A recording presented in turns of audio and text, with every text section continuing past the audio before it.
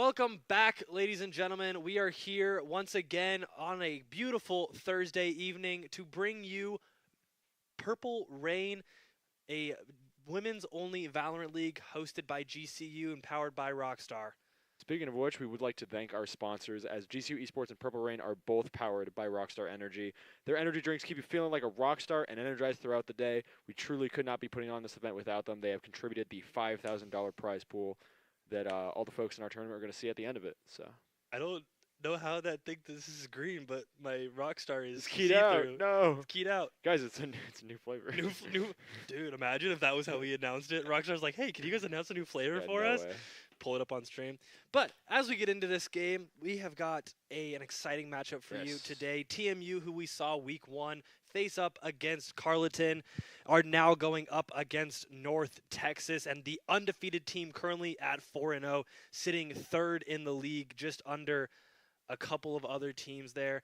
On our rosters, we've got Ellie, Toad, Aloe, Sammy, and Sugar, as you've seen before. And on North Texas, we've got Bob, Sage, Akeo, Jelly, and Lilac. All right, those are looking like some strong competitors. Absolutely. Do we have any information on the standings for throughout this tournament? Because I know On a lot this- of it's round 5, of course. A lot of It is round 5, like teams I have had been mentioned evolving. before. TMU now sitting at 2-3, or 2-2. It's looking like. I believe that they actually are 2-3. No, they are 2-2 because it's 2-2, 'cause round this is 5. round Because it's five, round yeah. 5. I don't know what I'm looking at. yeah. In the last 4 rounds, they have beat CMGG Luna, or Cal Luna, as you see, they're kind of struggling there at the bottom. They took a loss to Carleton, as we watched in that second round. Round 3, they got an FF win to the Huskies, who unfortunately had to drop out of the tournament. And round 4, they lost to UD Sphinx, who are sitting at that 3-1 spot. And on the North Texas side, they got their first win against Terps Esports, who's sitting there at that 1-3 spot. They beat NMSU Turquoise. They beat Carleton, and they beat Huskies in that FF spot once again. Yeah, very exciting to see that we still have 3 undefeated teams already, one of which we're going to get to see play tonight. We do. UW, we've also, I believe, seen play. And we also Yes. saw UCSD, UCSD. Navy play. So we've definitely seen these top 3 teams play. It is going to be an exciting matchup for us here today. And I'm looking forward to it. I believe UCSD and UW were also here last year, and they put on a pretty strong show. So UCSD did put on a strong showing, but actually Carleton sitting 2-2 right now, Yeah. kind of falling down into the league. UD actually taking a dominant win over TMU, Yeah. showing the absolute the wins there, putting them at that 2-2 spot. And Definitely UD, not too late, though. no, I not mean, too late at very all. early We in are the rounds. only. I believe this is our halfway point. I believe is Yes. a 9 Tomorrow, I think. I thought. round 6. Yeah. Is it a 12-week tourney? I thought it was 9. 9? Okay, well, then I guess you're right. Well, we're somewhere You would be we're right. somewhere You would near know. we're somewhere near the middle point Yeah. of this tournament here for Purple Rain, and all the teams are looking like they are getting locked in for the playoff spots here. But going into this, a map that we've seen in just about every game on stream, we're going to Ascent map 1. Oh, yeah. You saw it in that matchup there. It's going to be an interesting game, as so far we have not seen a super. We haven't seen really mirror comps. We haven't seen meta comps come through. Both teams kind of opting in for a little bit of a different change, sitting on those more comfortable players. Sugar, actually, I believe, is the main duelist on TMU. Likes to run the Rays on the Ascent, and obviously, I'm sure we're going to see the KJs. KJs obviously super dominant Yeah. Sentinel on this Ascent map. Seen her every round so far. Absolutely. But TMU starting on an attack here. We've seen them against Carleton. They like to play pretty aggressive. Carleton kind of had to pick up on it early, and Yeah. they did. They were able to pick on it game 2 and game 3. Game 1, we're not able to find it just as quickly. So TMU definitely looking to get some early rounds here, get an early lead on this first map against the obviously undefeated North Texas Yeah. team. They want to get as many rounds on this attack side with the fast pressure that they like to put out. But What are we looking at for map 2 and 3? map 2, we're going to Lotus. Okay. We, I believe, saw this map once. It is obviously a 3-site map. Obviously with the gimmick of the rotating doors. I haven't seen North Texas play, so I'm not quite sure what they like there. But obviously, as we mentioned in our previous streams, Lotus not having a meta comp, not having a super mirror comp, players just kind of like to play it as they feel it out. Maybe look at the other team, see how they like to play it, and counter that. But then map 3, we're going to Icebox, which is back in rotation.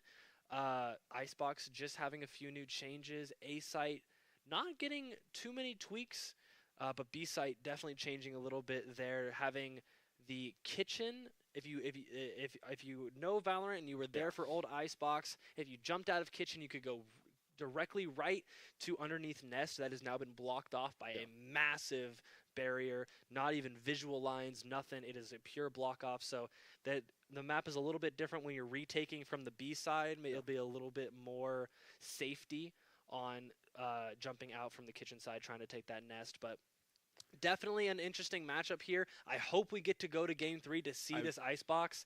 We haven't seen very many Game 3s yet. Yeah, I was just about to mention that I'm excited to see if we're even going to get to see Icebox because, again, a lot of times in tournaments like these, someone picks up a win game 1, they tend to steamroll the next game. Absolutely. Kind of just keep that momentum going. So it's going to be really important to see who can take the win on Ascent here. It is, and in TMU fashion, they did get the first map against Carleton and then lost the next 2. So maybe we could see a Game 3 coming in that exact same scenario. TMU, like I mentioned before, wanting those early matches.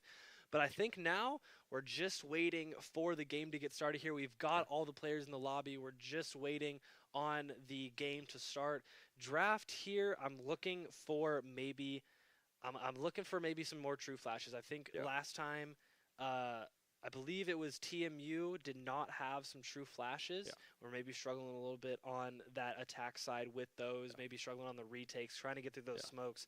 So we're definitely looking for some more true flashes, and like I've said, I've tried to explain this every week. True flash is when if you look at the flash, you are full blind. You cannot see anything. Whereas I don't call it anything. It's a near sight flash. You know, Omen Paranoia, Reyna Lear, stuff like that, where they can kind of look through it.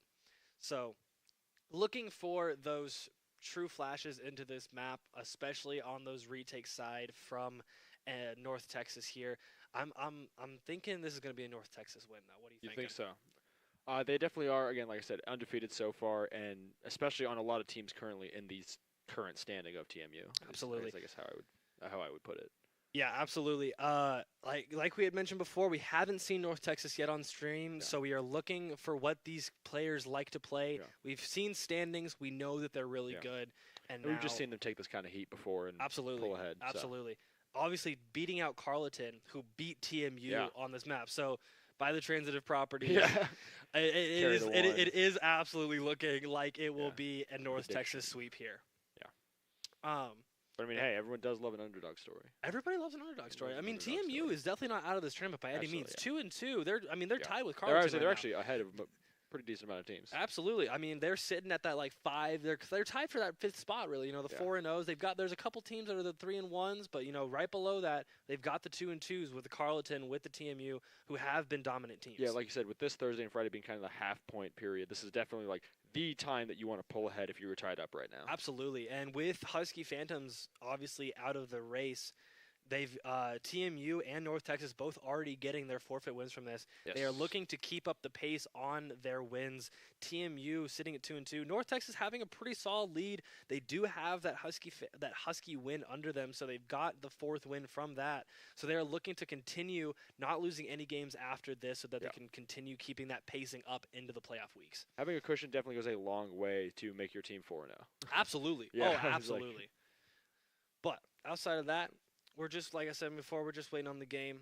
But, Micah, how you been? I've been pretty good. I mean, Valentine's Day was yesterday. I hope you guys all had a good Valentine's Day. I know it's not fun for everyone, but hopefully you found a way to make it fun. I cry. Yeah. But, it is what it is. Yeah. Say if you can't love a partner, love your friends. You can't love your friends, love... Yeah, there's all kinds of ways to find I actually learned this. I'm taking a Spanish class this year. It's like my communications class. And... Good. The one thing that they tell us is I believe there's like 4 Latin American countries that don't celebrate Valentine's Day. Yeah. They celebrate the day of love and friendship. Yeah. So it's not just about your significant other, but it's Yeah. also about the friendships that you've created Yeah. along the way. So a nice little The sentiment friendship there. we made along the way. The friendship Yeah. we made along the way. Yeah, Just wisdom. a nice little sentiment there as we go into Yeah. into the weekend here. Yeah. But I mean, I don't got a whole lot of Valorant anymore. I've basically gone every week explaining Yeah. the whole significance of the I game. know. It's So like now, I try to pad out with questions and questions and questions, but there's only so far I can take you. yeah, absolutely. It's only so much I don't know. So I'm trying to think like what are the topics? What are some I think it classic could be good caster to mention topics? that we have a documentary series from here at GCU, a Always amazing good content mention. team putting together Passage to Perfection every single month. There's going to be one episode per month, kind of covering whatever GCU Esports did that month. And again, I would be shocked and awed if we did not cover this tournament. It's a pretty big deal Oh, around I'm here. sure. I'm sure it'll be in Um, there. You can check that out where you're at right now. You're on the GCU Esports. All those videos are live. Yeah. If you're interested in keeping up to date with GCU Esports as an organization, make sure to follow us on all of our social medias. It's GCU Esports or Esports GCU. It's Esports underscore GCU. Esports underscore GCU. You can look up GCU Esports and it'll get you there. But all of the above.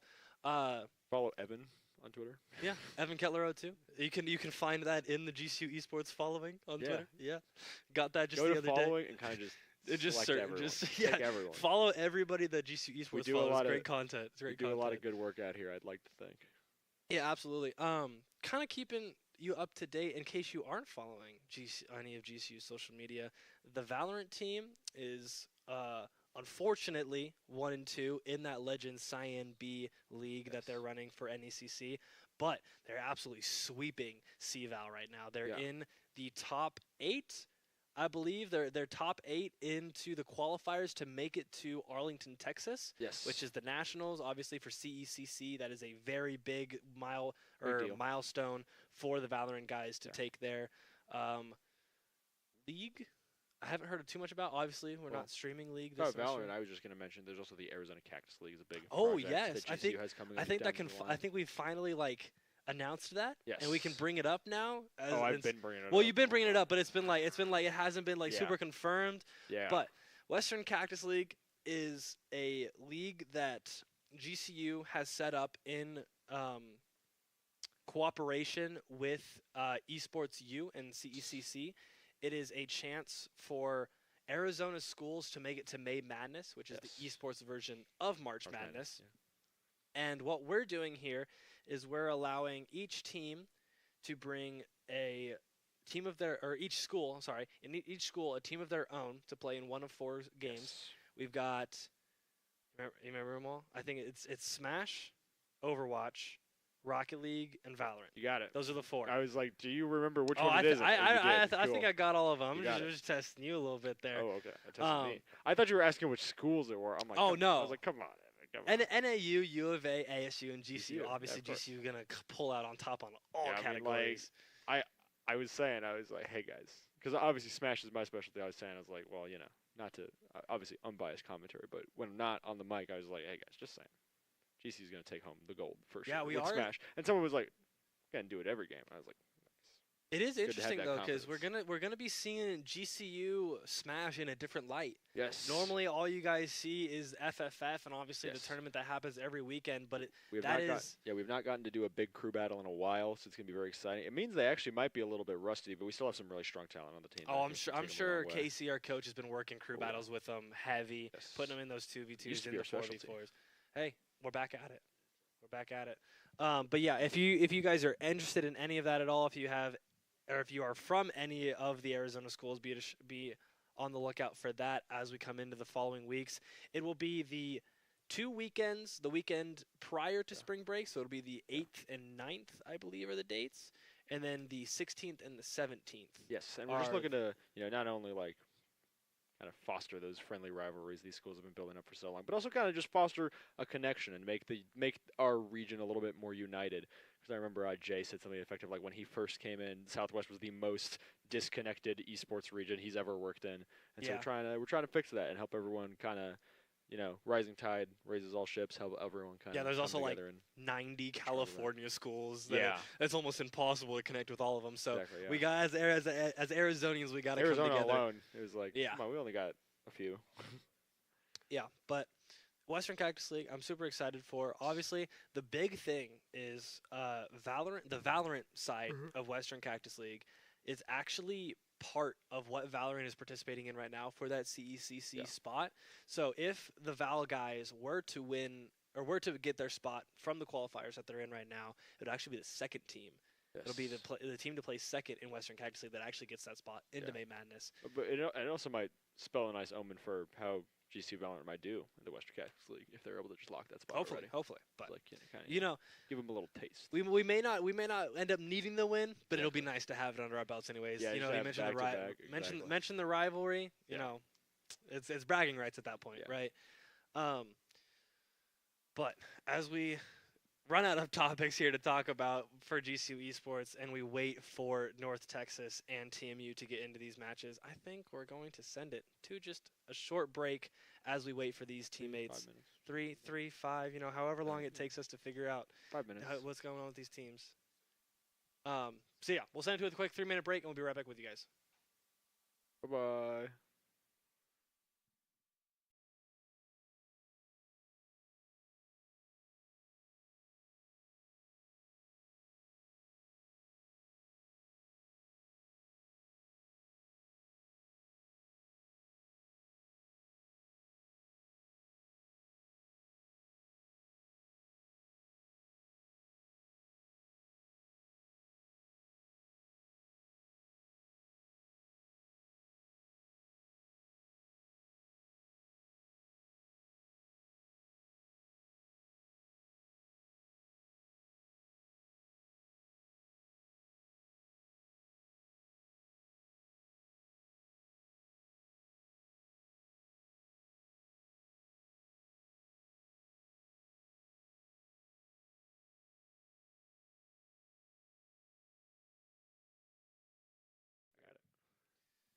Welcome back, everybody. Just a little bit of short break there. It's shorter than expected because, again, these teams are already up and at it. Nice to see everyone's on point, and we are actually getting into the draft right now. We called that break just at the perfect moment as these teams were ready to get into draft. But as we start out on the Ascent map here, obviously, like I had mentioned before, TMU is on that attacker side, North Texas on the defender side, and Ellie is going to be our duelist of the day with the Jet. Yes. Sammy going to get the near sight Leers from Reyna. Sugar is hovering the Omen. Sea-Toad on the Sova, which we saw in the last match against Carleton. Loves sitting on that B-side wall with the Odin. Plus, we officially now have all 10 players locked in. We do. And it looks like North Texas is going to settle for what is considered the meta comp on this map. It is going to be the Sova, the Jet, the KJ, the Omen, and the KO. KO obviously having the true flashes like I mentioned before. And once again, TMU opting to not have the true flash could be an omen. Yeah. Funny omen. That TMU could be struggling in this match. Oh, Evan, I know how much we all love Metacomp around here. That's not you so much as it is yeah. Mason. Eli absolutely despises Metacomp, not because of the comp itself. It's a really good comp. He hates it because it's always seen. Eli enjoys a little bit of uniqueness in his Valorant matches, and when they go to Ascent, that is his least favorite thing to see. That's what I was thinking. I was like, well, I mean, it's Ascent. If there's any map where you're gonna have a strongly optimized singular comp that everyone knows works, it's gonna be this map. Like we said, absolutely. Week after week, this map has never changed for the history of the entire game. Yeah. It's gonna be pretty easy to figure out what works and stick to it. It is tough, obviously. But I am interested to see how North Texas decides to run this. It's considered a meta comp, but there really is no one way to play the map, right? Like you obviously have different lineups, you have different ways to flash, different ways to push. So the most interesting thing that I can see coming out of North Texas is maybe their play style is a little bit different than what we normally see with maybe watching the varsity Valorant players here at GCU. Plus, while meta comp alone, if it works, it works. We've also seen it does work. Again, North Texas, one of the 3 teams 4-0. Absolutely. I mean, I believe we saw Carleton play Breach on this map, and it actually ended up being perfect for them. Yeah, that's why we were thinking that TMU might have what it takes also. So. Yeah. A very long waiting time. Yeah. Valorant. Uh, Okay. That Texas Wi-Fi. oh, oh. So, We're just waiting for it. We're Making waiting. making sure that nothing's wrong. Yeah. We are actually just waiting to get into the game. And here here we go. are. North Texas against TMU. We have got a game 1 here on the map of Ascent, 0-0. And this is the start of round 5 here, week 3 of Purple Rain, hosted by GCU, powered by Rockstar. If you are just tuning in, welcome to an absolutely dominant match here. We are looking for the side of North Texas to take a lead, and we are looking for the side of TMU to maybe play super aggressive here in round 1. Yeah, and again, it is a pretty good time to mention before we get right into this. This is for a $5,000 prize pool at the end of this tournament series. So at about the halfway point here, this is definitely when the teams are going to want to start locking in. Well, we've got a tech pause right off rip. Not entirely sure what's going on, but we'll try and figure it out. Right. Hopefully they figure it out quickly. Maybe one player is having some PC issues. It does look actually like I believe Sammy is, no. Whoever is playing Omen, I believe it might be Ellie, has not moved from spawn. Maybe having some technical difficulties there. Maybe DC'd. Maybe is having some sort of technical difficulties. You know, we gotta figure it out. if you weren't watching the GCU stream or did not watch that video, there's a point where when GCU is playing on Lotus, and Tiana is just sitting there with bomb in her hands. Yes. It turns out that she actually did not have her plant key bound to the key that she normally has it to. I talked to her after the match, and she said it was bound to her mouse button, her side mouse button. So she was really confused as to what was going on. I remember you and I were commenting that, and at first we were like, okay, this is an interesting play, not planning yet. Okay, you should probably play it now. Why aren't you planning? And I think not having it bound was possibly the funniest answer it could have been. Yeah, no, I'm just kind of sitting there. I'm like, please plant the bomb. Please. I would love to see the bomb get planted in this 4v1 scenario. Whenever's convenient, really. And it was tough because GCU needed that round win, and it was really unfortunate for them to have to wait that long and almost risk losing. They still clutched it up, right? They did actually end up clutching it up. It was close though. Did we turn that into a YouTube short or something? I wish we would. We should. We should. Just my voice going, for the love of God, plant the bomb. And we are back in it. Sugar actually on the Omen for TMU. I misspoke. Apologies for that. Ellie is on the Jet. I mean, hey, we've only had so long to get familiar with these players and their characters, and now we'll be already shooting through the smoke. Wow, contact this early on, that means Sammy gonna find it. Bob gonna get the first pick of this match onto TMU Ellie. Aloe finding one. Does he know the Omen's there? Does find the second onto Akeo. Sito with a great long shot onto Jelly in mid. Can Sammy find the third and the fourth? Yeah, TMU White already pushing pretty hard for this pistol round. They are now already rotating to A, and it is going to take a minute for North Texas to get over there. Even though they are pretty aware of where TMU is going to be wanting to move right now, it's still going to be a 2-4. Bab is 1 HP. Just a slight little toe tap from those classics could be an absolutely detrimental hit to the health pool.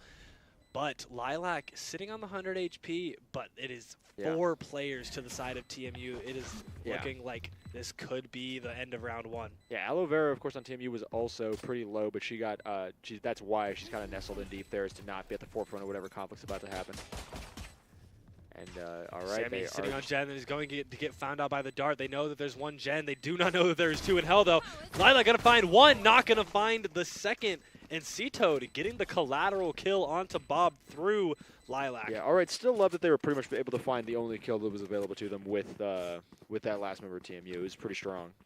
Yeah, but now we're going to see a full buy here coming in from TMU. The Spectres, the full shield, and North Texas going to have to full save. Most commonly seen second round loss, you full save. Make sure that you are able to buy for that third round. Get the full buy with the Vandals, the Phantoms, and the full shield. All that util and all the goodies. C-Toad 3-0 already from the first round, looking pretty good. Yeah, no, absolutely great classic shots coming from C-Toad. Obviously, we saw that long pick onto Jelly in the mid. I believe we saw Aloe Vera. Sage and Jelly both going to get picked by that Sova dart. And TMU is going to have a free A site if they choose to take it. Two of the players, Aloe and Sammy, a little bit on flank, just making sure nobody is coming to get them from their behind. And TMU going to get the bomb down. Yeah, NT is catching up now, but again, it's going to take a little bit of a minute for them to rotate over, whereas the spike is already planted. This is now the ball in North Texas court. Jelly gets found out by the alarm bot. Going to peek the corner. They see the gun. Going to find one. Going to find two. One to Aloe, one to Sammy. Nice to really spread the love. Everybody takes a pick. We've got Sage coming in from tree, and then we've got Akeo getting one on the Cito with a classic. Ellie is going to be on this corner. Oh, Crouch was able to avoid. Ellie going to find the second. Ellie going to find the third, and that will be round 2 to TMU. Yeah, again, like you said, a really nice crouch shot there, and just able to pick up 2 more after that.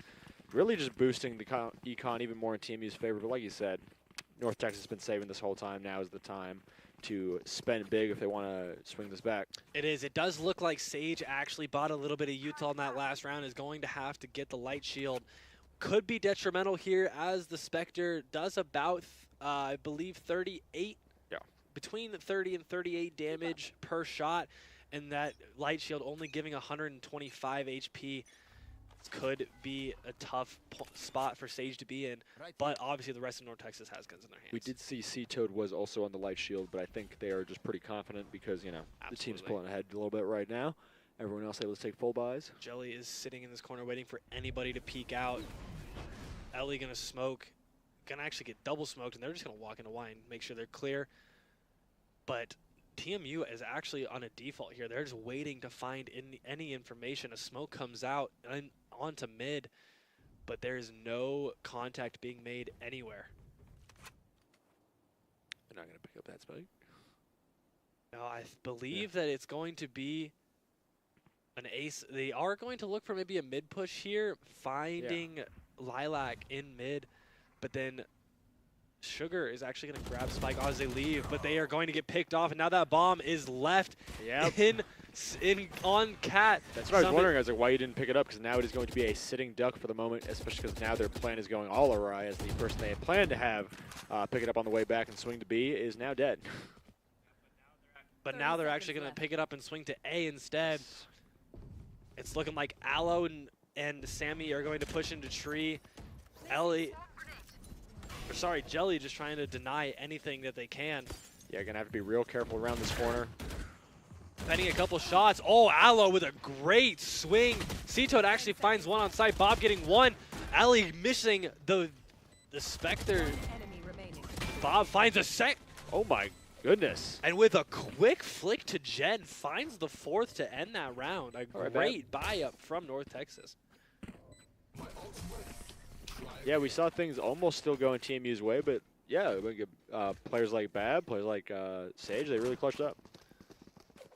Yeah, Bob. I keep wanting to say Bob.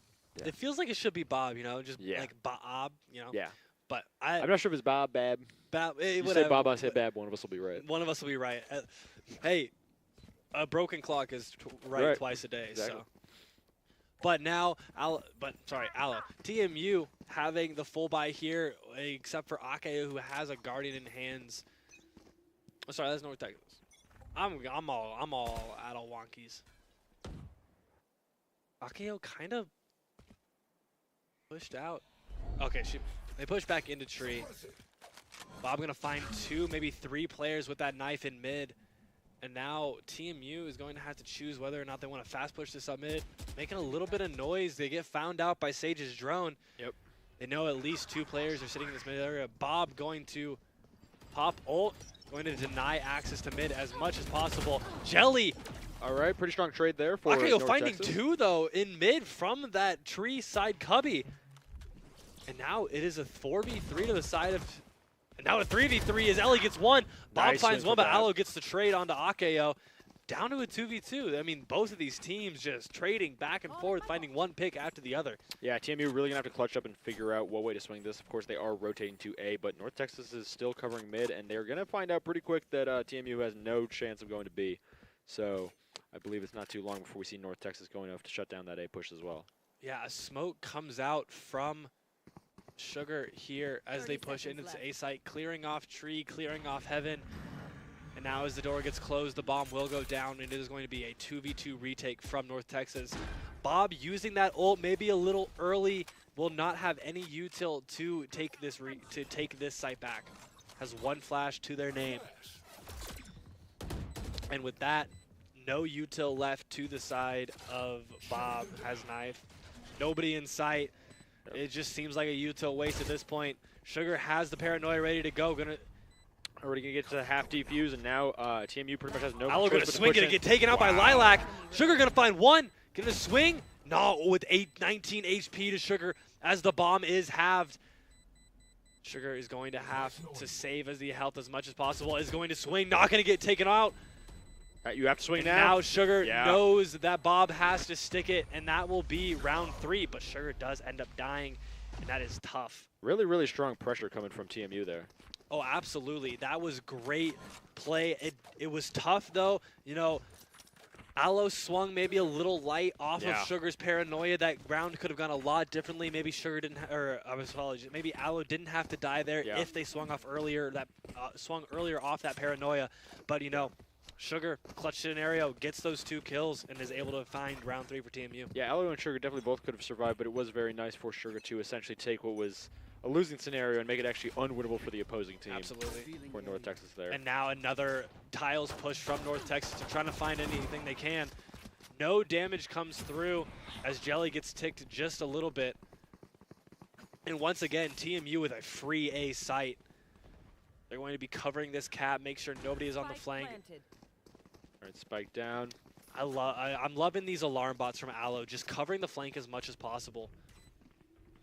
And now as 2 North Texas players come in from tree side, the door is closed. They're going to jump up into heaven. Sammy hears the window get broken. Oh, Ellie finds one, finds 2. Does not know that there's a third. Akeo finding almost 2 great kills, but is not able to find it as Ellie gets a third. And Sugar finding the last onto Lilac. Really unfortunate because they brought both members they were attacking to pretty low health, but just not able to pick up either pick. It's going to be pretty devastating going into round 6 here. That was absolutely brutal, but a dominant showing from Ellie there in round 5. That classic spread just being a little too much for Akeo there, and TMU showing that, you know, I believe this was their map pick, so they're like I said, TMU knows that they have to clutch up this week, especially against the undefeated team. And I mean, like you mentioned, one North Texas win is a bye. Yep, an early knife from Bob finds nothing as TMU wants this mid push. The alarm bot eventually going to get found. That is now Lilac has knowledge that there is 1, maybe 2 players to the side of mid, but those TMU players playing very passive, just kind of destroying util and getting rid of as much intel as possible. And they definitely know the ball is in their court as they slowly push to B. North Texas is actually leaving B side a little bit. Probably about to get caught off guard in this swing here. We have seen a couple opportunities where North Texas does swing out and get caught. Oh, Lilac getting caught a little bit in that market door. That is going to be a brutal health as they swing out. Sage and Lilac, the only 2 defenders. Sugar finds 1 in mid on that cat in the tree side. Akeo also here. It is going to be a fight between these 2 omens as Sugar pushes into this. Do they check? This is a very common angle for people to sit. Both teams definitely doing a great job. And Sammy does swing the angle, finds 1, and Aloe getting the the dismiss from Sammy, confusing Bob just long enough for Aloe to swing in and get that kill. Lilac is half HP. Sage is right behind her. I think we've seen TMU do a completely superb job of just throwing off North Texas's information in this round. Absolutely.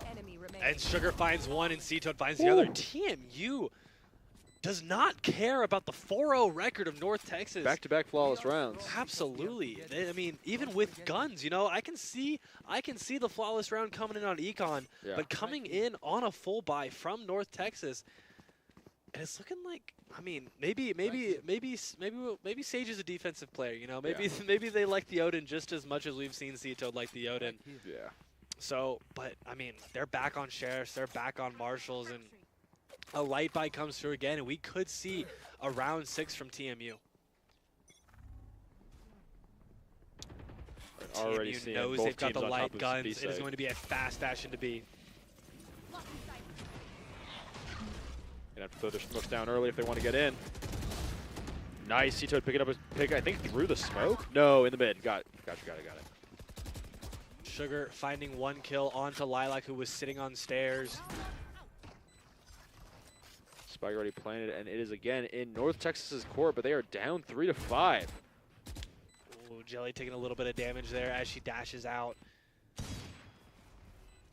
Yeah, TMU with the numbers game here, just completely shutting down. Oh, yep, those corners. It's going to be really hard to swing here. A great one-way from Sugar comes through as the pick comes through as well. C-Toad. I just don't really see a feasible way for them to swing in, Evan. It is brutal as the dart comes through. Oh! That was a great dart from C-Toad there. The double bounce ends up in B main and covers the entirety of that little boathouse area, finding Akeo and the entire TMU team smelling blood as if they were sharks and just wall banging and finding that kill. And then obviously, I believe C-Toad found the last kill there. That wall bang brought up such a complete and utter shutdown. Ellie now 8-3 on the game, absolutely dominant. I mean, those duelists roll, you always hear that they're not meant to get kills, but Ellie is showing that she does not care. That duelist role is fit for her, and she's going to get as many kills as she pleases. All right, Oliveira and the rest of TMU kind of moving slowly but steadily up to the A site. Of course, trying to just get information as they go about now. Well, again, like I said, last round did a completely fantastic job of throwing off North Texas. I think Sage got tagged in mid by the recon dart. I thought I saw something. I'm hearing recon pings come through, but not able to see who is what. Akeo knows that there is one there. A mad dash from TMU onto the A site. Uh-oh. All right, again, now to a 4-3 scenario. Spike getting planted, of course, toward North Texas, scrambling to get to A side. And again, how are they going to swing this when the numbers game is just completely not in their favor every single round? The Killjoy ult comes through, but that is a great ult from a great counter ult from C-Toad comes in and knocks down the KJ ult. North Texas swung in, but we kind of just saw them spraying and praying. Absolutely. Yeah. C-Toad was saving that Sova ultimate for the perfect opportunity, and hearing Lilac drop lockdown, she knew it was the perfect opportunity to win TMU's 7th round. Yeah, and I believe they're 5th straight. Absolutely, they're 5th straight, losing only 1 in round 3. Obviously, on that bye, they lost because they had worse guns, and now they've got better guns, and they've gotten almost 3. They've gone 3 flawless rounds. Yeah, we've just not seen North Texas able to strike their counterplay yet. Again, as the rounds go on, maybe this is when you start to adapt. The attacker Killjoy comes in the near side. Sammy almost whiffing entirely onto Lilac, but does eventually find the kill. The door is going to go down, and now North Texas, all 4 players on this ramp side. This could be big from the Phantom users, obviously. The spray comes through. Sammy has an amazing angle onto ramp. I just leave it, though. North Texas taking space. Jelly finding 1 with the Sheriff. Sugar getting a trade on the Bob. Akeo finding 1. Alo finding 2 in the main area. Jelly finding the headshot, though. An amazing firefight, and we are now 2-1. North Texas, of course, trying. And trying to confuse the TMU players with a dash into sight, but Sammy is not. Yeah. Sometimes you get a little lost in the sauce. It does. You overheat, and that is what it looked like there from Jelly, finding the pick onto Aloe in B main. A great headshot, nonetheless. But picking up the Phantom and trying to dash into sight quicker than maybe she should have. Yeah, I mean, hey, how about that off meta comp? The off, you know. Yeah. I've been eating my words this entire tournament. I've been on like 3 streams, 2 videos, and each time everything I've said has been thrown into the trash as I get told to shut up. Yeah, I mean, hey, that's what the curse of leading the stream. You know what I'm saying? It is. Of being the most knowledgeable person we got around right now. You say the most. You have the most to say. I'm like the most opportunity to be wrong. I'm like the reverse caster curse. Yeah. I say something won't work and then it does work. Yeah. So maybe. It's like the opposite. It's like there's a bracket demons, also bracket angels. It means like maybe this entire time I thought TMU was gonna win and I was just jinxing it, you know? Yeah. Like I said, a lot of North Texas's win right now are against the teams that are like 1-3, which we have seen the TMU's already pull it ahead of. So Yeah, no, absolutely. Their one biggest loss was to Carleton, but they've obviously been winning against the teams lower on the leaderboard. And then they obviously had that loss to UD Sphinx, who won our week 1 stream. In the DQ win, I think you said? They Both did have a teams DQ win. Husky was their second win, which was a DQ. But now we are moving to round 10. Another default. If we look at the scoreboard here, I believe Texas is back onto a full buy. I think this is going to be a very rough roll switch for North Texas. Yeah, Bob going to find one on Ellie there in the B main. Obviously, she is not in B main, but rather sitting outside waiting for a push to come through that will not come through from the side of North Texas. My headset got pulled off my head. Oh, that's never good. All right, we're seeing a bit of a slower round here. Yeah, TMU is definitely changing up the momentum here. They have pretty much been fast-paced, come and go as they please up into these rounds. But now TMU going to find one, and now that they have the numbers advantage, they've got the intel, they're going to do a fast dash onto this B site. Bob going to find one. Can they keep the pressure? Trying to drop off to pull Sammy's aim away, but they are not going to be able to find that kill as Sammy gets the second of the round. I mean, yeah, once you spend a few runs blitzing your opponent, it is pretty good to make them a little antsy and slow down the pace, and we are seeing that work out pitch perfectly as we are seeing a 4-3 lead for TMU. Absolutely. Now it is just a game of make North Texas as scared as possible. They don't know where you're going. Sammy accidentally drops her gun as she tries to shoot Lilac. But now it will be a plant for TMU on this B site. Okay, time was almost about to run out there. So, again, we are seeing TMU is a bit slower paced, and it's actually working out pretty These one-ways have been absolutely fantastic from Sugar in these games. Yeah. Again, North Texas is going to have a pretty hard time getting in here without getting pincered by... A double paranoia comes through. It stops the North Texas push. Sugar going to find one. Akio going to find one. Cito going to find another. And as the dart gets found, it's going to be a beautiful wallbang from Cito. Yeah. Very dominant round from TMU. Even though they only won 2-1. So, like, again, it's no flawless, but I think we still saw that was pretty much in their control the whole round. Absolutely, and it was almost tough, though, because if Cito did happen to go down, it was a 1v1 with Aloe off-site. Obviously, it looked like Sage wanted to go back site there, but was not able to find it, obviously getting wallbanged. But, man, Sage, I hate to say it, I hate to be brutally honest, they got to pick it up. We got to find some kills here. The 0-9, obviously, not what North Texas is looking for in their 4-0 run. Yeah, it's like it's already like you got to pick up the pace, but I mean, especially when you look at TMU's lowest 2 scoring members are both 8 and 4 right now. Absolutely. So. Bob getting found by the recon, and I believe Jelly was tagged by it as well. Akio finding a nice little spot in Wine. Ellie almost seems like she knows that they're there. Oh, not going to clear it. No. Cito is going to find the kill, though. Oh, my goodness. What a swing from Cito. Sammy finding one onto the tree garden link. Cito, a great drone comes through here. Going to find only one player. Does not know that Bob is in this tree side, but the door is down. I mean, hey, that information is already going to be vital when the clock is ticking. It is not going to matter, though. Aloe sitting on Cat, waiting. Oh, and there comes, my God. The darts have been absolutely fantastic from Cito. Lilac finds 2, though. A great shot from Cito. Wow. Now down to a 3v1. The drop comes through. The dart was out. And Cito finding the 4th. Yeah. Lilac kind of just hoping for a pick there to bring the decon up for her team. But again, 3-1's no easy task, especially because there's the 2 pretty much ready to swing on her. No, and I mean, Cito 13, 4, and 4 here. Only 4 assists, but that is because all of her darts that may have been scans for her teammates have gone into her own pockets instead. An absolutely dominant showing on the KO here, and we're not even on defense yet. Really just MVPing it up. Like I said, this is going to be a tough half for North Texas. It is. North Texas is actually going to opt in for a full buy here, making sure that they can buy in the last round of the half. An early ult comes through and actually finds a shot onto C-Toad. All right. I believe that Sage was actually looking for the upper cat pick there.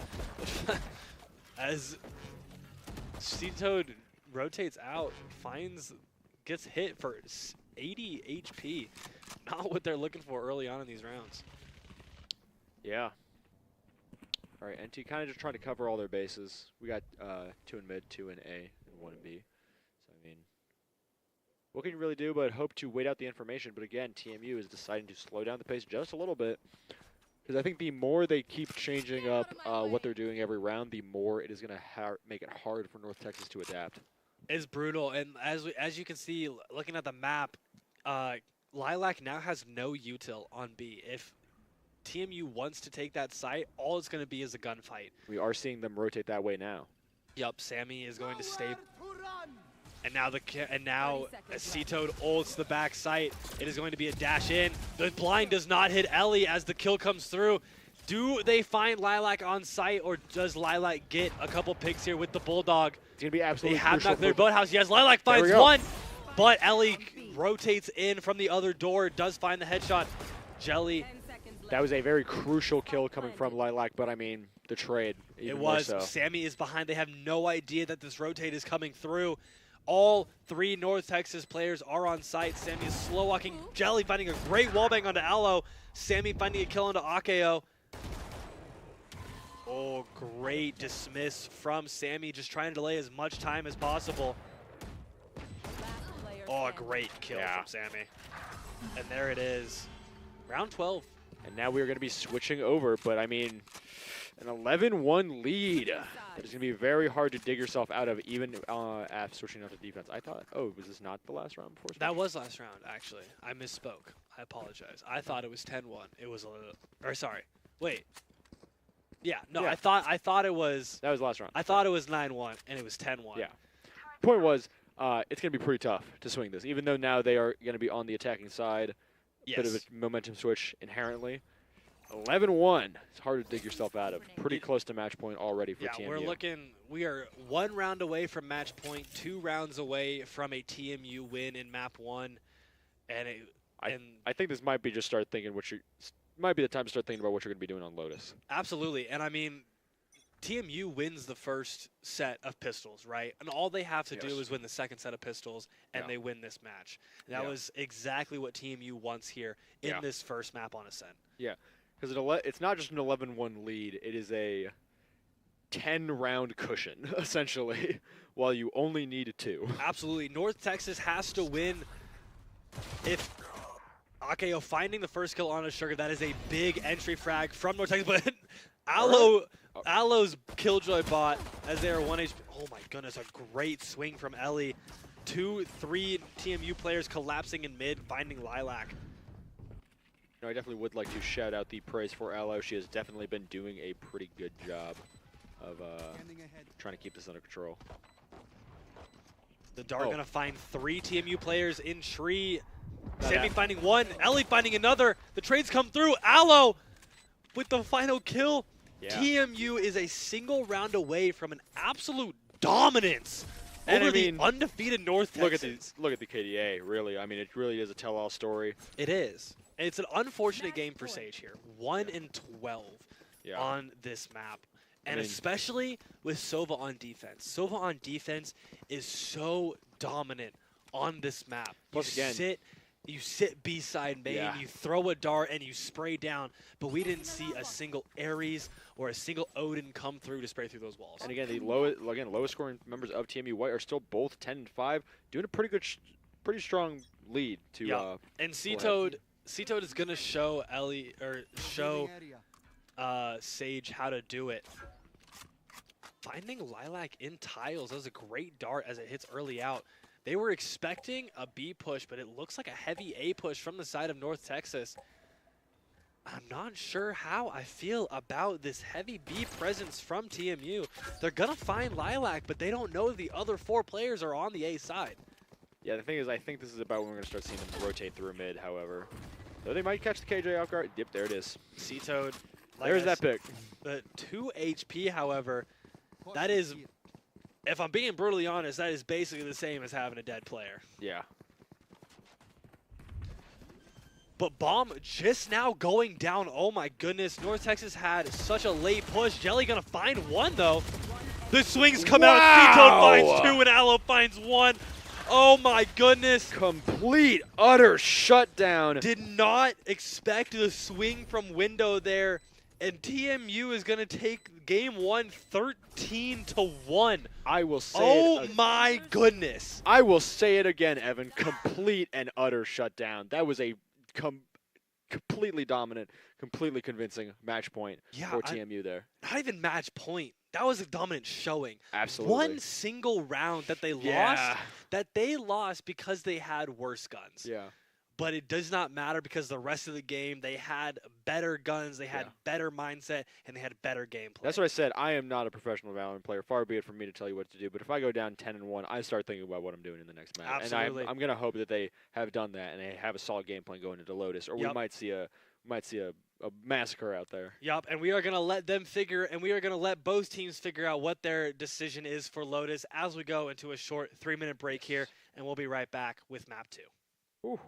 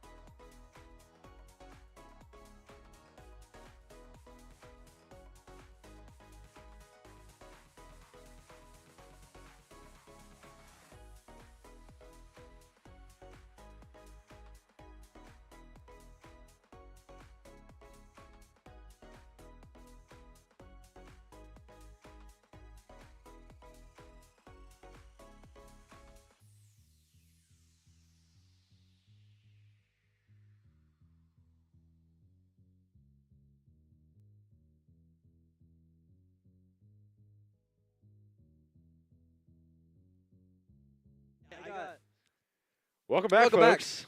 Yeah, I mean, we did see a pretty dominant first game from TMU, and they are still on the offense going into the next map. Yeah, no, like I had mentioned, going into map 1, TMU wanted the early lead. They wanted to take their aggressive play style and turn it into a victory.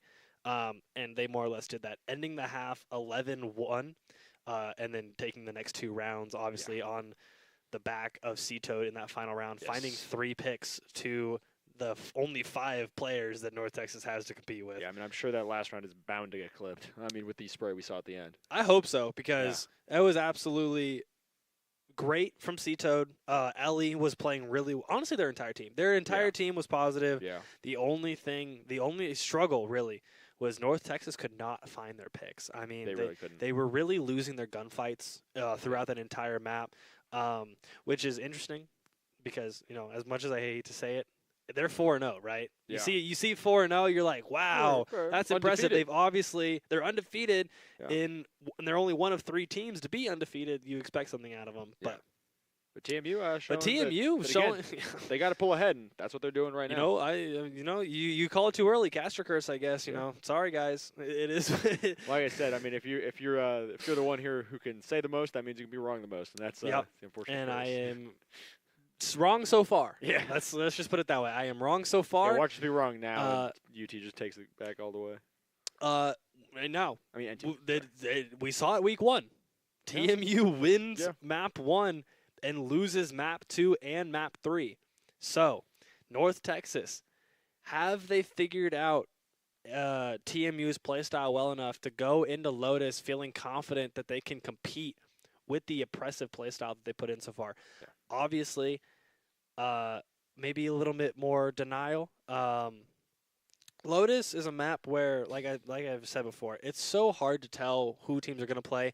Last week in GCU versus ASU, we saw Gecko, who is not really played anywhere outside of Valorant ranked, was played in a dominant manner. Taznumi from the ASU side being very prominent in that game style, using Wingman to their best ability as the basically a 6th member of the team, right? Yeah. Wingman is basically a 6th member. Whereas, like, on Ascent, I mean, again, we saw Metacomp, and if you don't see Metacomp, it's Metacomp, but with, like, 1 or 2 differences. Yeah, I'm convinced that everybody needs to stop playing Metacomp because we just saw Metacomp get beat out 13-1. So. That's what I'm thinking. I was like, maybe when NT's not locked into Metacomp, maybe they have a bit of a more defined strategy for this next map. Maybe they'll be able to turn things around. Yep. Definitely going to need to see some use out of that halftime. I mean, not that halftime, that timeout. The timeout. Yeah, only one coming through. Obviously, it was from the side of North Texas. TMU not wanting to stop their momentum that they had going on. But, I mean, North Texas just has to figure out TMU's playstyle going into this second map. I do believe that NT was also the one. Were they the one that had the tech problem at first? It was not. TMU? Sugar had it. It was Sugar on the side of TMU. Okay. I was thinking, I was like, maybe comms. Try more comms. That was a good idea. And that's one back to your team's communication. And that's one thing we always talk about. We can only speculate, right? Yeah. We see what we see because we're outside. Yes. We're looking down from a third-person view. Yeah. We have no idea what's happening on TMU. Maybe they had really good call-outs. Maybe they had really good comms. That's why you got to commentate with grace, is because it's like, for any game, you always have 100% more information than the people in it. Yeah, absolutely. It's like, why aren't you picking that angle? Well, they have no reason to expect. And that's what I was talking about there in that wine side. Yeah. That early, I believe it was very close to the end of the first half. Ellie almost felt the presence of Akeo. Because she was locked in on that corner that they were around, but then just at the last minute was like, but turned around. At the same time, while Ellie goes to swing sight, C-Toad swings down and takes out Akeo. So really, they knew. Maybe they saw the player. Maybe they didn't.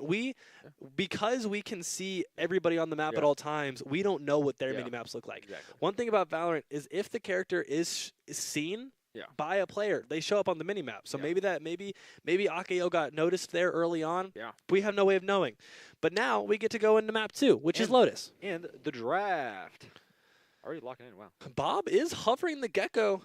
So we could see it come through once again. We were saying that's exactly what they might need to really throw off TMU here.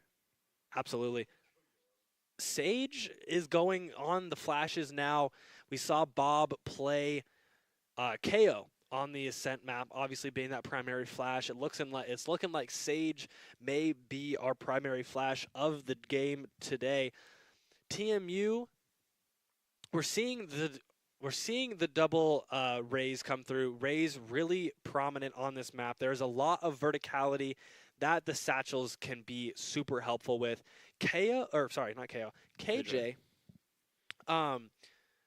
can be swapped out, is very interchangeable with Cypher on this map. A lot of players like to play different things, but KJ obviously being a very, very good pick on Lotus. The Omen smokes, I've seen Omen get swapped out for an Astra, I've seen Harbor Omen get swapped out for a Harbor, actually, where you don't run primary smokes. But We are still waiting for Bab to lock in. Bab has not locked in. Sea-Toad finally locks in the breach. Are they still waiting? Bab may just be letting the timer run out on that Gecko. Yeah. And it will be the Gecko pick, and Ellie will lock in Omen. So we are seeing the Gecko pick come through for the side of North Texas. Could be a good omen for NT, or the opposite. Yeah, we saw, like I said before, we saw a Gecko pop off map to Lotus last week. So will we see a Gecko pop off map 2 this week? I don't know. Maybe that's the name of the game. Like I said, we are seeing a lot of these. What's the word? Less common picks. A lot of the times are what's helping teams pull ahead. Absolutely, I mean, it's just the meta you're not used to. You know. It is, but TMU actually running a more common comp here. The Sova, not as more commonly seen, usually is swapped out with the Sky. But the Breach Raise, very common on this map, especially on the defensive side, where you will stun and raise nade that A main into rubble. That's the thing, is I think TMU is looking for a very similar pace to last game, where they're just going to blaze ahead and then just lock down. Absolutely. Because like you said, that defensive comp is going to go crazy. And now, no matter what lead they build now. If I'm not mistaken, Ellie is on the Omen this round instead of the Duelist, being super interchangeable in her playstyle. Yeah. We are seeing both KJ players are the same as last round. I mean, not to be unexpected. No, Aloe definitely dominant on the KJ pick. And TMU is going to have a super fast push into this A site. Sugar clearing as much as she can, going to take drop. Wingman getting sent out through the smoke, trying to find whatever. Does find Ellie, but not going to stun. Lotus is dropped as Sage gets the first kill of the game. Really dangerous there. Ellie almost getting picked off by Sage. Now pretty much gonna have a hard time swinging back in. All right, here comes the shootout. All 5 North Texas players are out into this opening. The bomb is being sticked. Almost a knife almost comes through. All that's left is Sammy in a 1v3 and is not going to be able to find the kills. I mean, hey, this is what we saw last time. You go down round 1. It's not entirely unheard of. No, but this time round 1 goes to the side of North Texas. So it's looking like it could be a Cinderella story here for North Texas in map 2 on Lotus. Of course, a little bit too early to call, but oh, absolutely, absolutely. But that storyline is definitely going to take shape once we hit about round 3, round 4, and see how. Because, like you said, these early rounds are usually pretty predictable in how they swing back and forth. It is once you get to 4 and 5 where things really get off the rails. Oh, absolutely. You're going to see North Texas primarily winning this second round, and then TMU winning third. Ideally winning the third. Yeah. But we didn't. I mean, we didn't see that shape together for North Texas when they were down last round. So I mean, maybe it won't for TMU either. Yeah, it did. North Texas won round 3. Did they? Mm-hmm. They won their bye round against the lighter. Oh no! I meant that they didn't pick up rounds after that. Ah, yes. Yes, they did. I meant that was. I was like, yes, they won round 3, but that was the last one. They did in fact not win after that. A great dog comes in as Jelly gets the kill onto Sammy after the stun comes through. Aloe finding 1, not able to find a second. And TMU gonna finalize their push on this backside. Oh, and 2 players go down. That's really bad. I mean, triple swing and you lose 2? And now, ooh, that's rough. It was tough because at the same time that they swing that, Jelly actually comes through from a main rubble. Yeah. And gets a long pick onto main. Because Breach had just blinded, right? Breach blinded Lilac. Lilac just barely gets the short blind off of it, finds 1, and then Jelly swings from rubble to get the second. Yeah. Wow. But yeah, great util usage there from TMU. Almost a great play, because if they get that, they can swing into the B side and get a free site. Like I said, North Texas already having a bit more of a collected lead than last round. But again, this round 3 is come out. Sea-Toad finding 1. A great blind comes through. Playing by yourself. TMU kind of stacking here together. Uh-oh. They are playing their numbers heavily. Yeah. We're seeing a very slow, just regrouping at the bottom of the map here. Going to start rotating to A. Not much damage comes through off of that first push from Jelly as Cito takes about 6 damage, 6 to 10 if you include armor. Yeah. Still plenty of health to survive in these rounds. Oh yeah, right? plenty to spare. And now TMU going to back up to a default, waiting for maybe one more pick to come through. They are going to lean towards this A side. A full map split. But I'm hoping an interesting kind of thing here. Oh, and North Texas is actually rotating out. Sage finding a great kill down long rubble. And as North Texas is full rotated out of C, TMU is going to back up from the A side, end on C, and it'll be a 4v4 retake. All right, clock's ticking. There it is. I was like, come on, you got to plant. Currently got eyes on Sage, peeking through that smoke. It's going to be pretty hard to actually want to make a push in because you might get slaughtered. Alarm bot goes down. Aloe knows that there's at least one player. Is not able to find the kill. That is tough. Ellie finds one onto Akeo. The jump come through. Ellie finds a second. Nice. Sammy with the protection, and Bob not having the weapons to kill. Just Sugar Sheet shutting her down. Yeah. Oh my goodness! I cannot believe Ellie actually lived that. That is a great save from Sammy. Yeah. Whew! A great round 3 like I said, from there's that round TMU. 3. And this is where the narrative of the round will really start taking shape, folks. Round 4. Yeah, C-Toad and Ala both getting taken out that round are not going to be able to buy full util and shield. Ala actually does have the money for it, so I'm not quite sure where it's coming from. C-Toad, $0 to her name. There's that tremor. All right, but we are seeing a bit of a...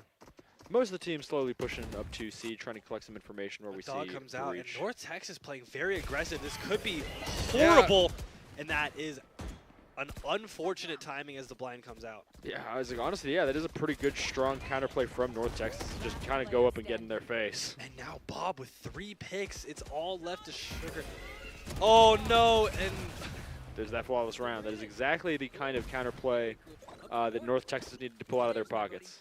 I'm not sure about the Thras usage there. Kind of a waste of an ult. And TMU taking a very early timeout here. Yeah, I mean, hey, use it or lose it, I guess. Yeah, round 4 definitely interesting. They lost their first buy up against TMU, obviously. Losing round 1, round 2, pistol, very common. They won round 3, very common. Very common. Losing round 4, obviously TMU is expecting to come away with that win, right? Yeah. But North Texas playing completely different than how That's they what I played think. up That's until exactly the kind of counterplay they needed to pull out of their pocket if they want to have this game not go quite the same way that game 1 did. Because essentially they said, okay, they're taking too much time to pick their site. Let's just completely dive into their spawn. Yep, and it was perfect. I mean, it was super tough there as C-Toad pulls the flash, decides to pull that flash just a little too late as the 3 players from North Texas decide to swing. And that puts them down 2 with 3 players left, and then Bob picking up. I mean, yeah, if I was TMU, I can definitely say I would not have expected that play either. No, and it was really great as Bob finds 2 long picks as the TMU players just try to come back and contest the push-up from the C side. Yeah. But it is not what TMU was expecting there. But that's why they took that timeout, kind of just recollect, see what to do going forward. Yep, they're going to be on a save here this round. Again, TMU was doing a good job of oscillating between that slower pace and that breakneck pace. And I think they saw, okay, we haven't blitzed in a while. We kind of have been... Oh, and a fast dash comes in from Sugar here. Hopefully... Oh, I'm just going to back up. I would have loved that B push. The read would have come through. The Gecko wink... Oh, a great shot from Aloe, avoiding the Gecko blind.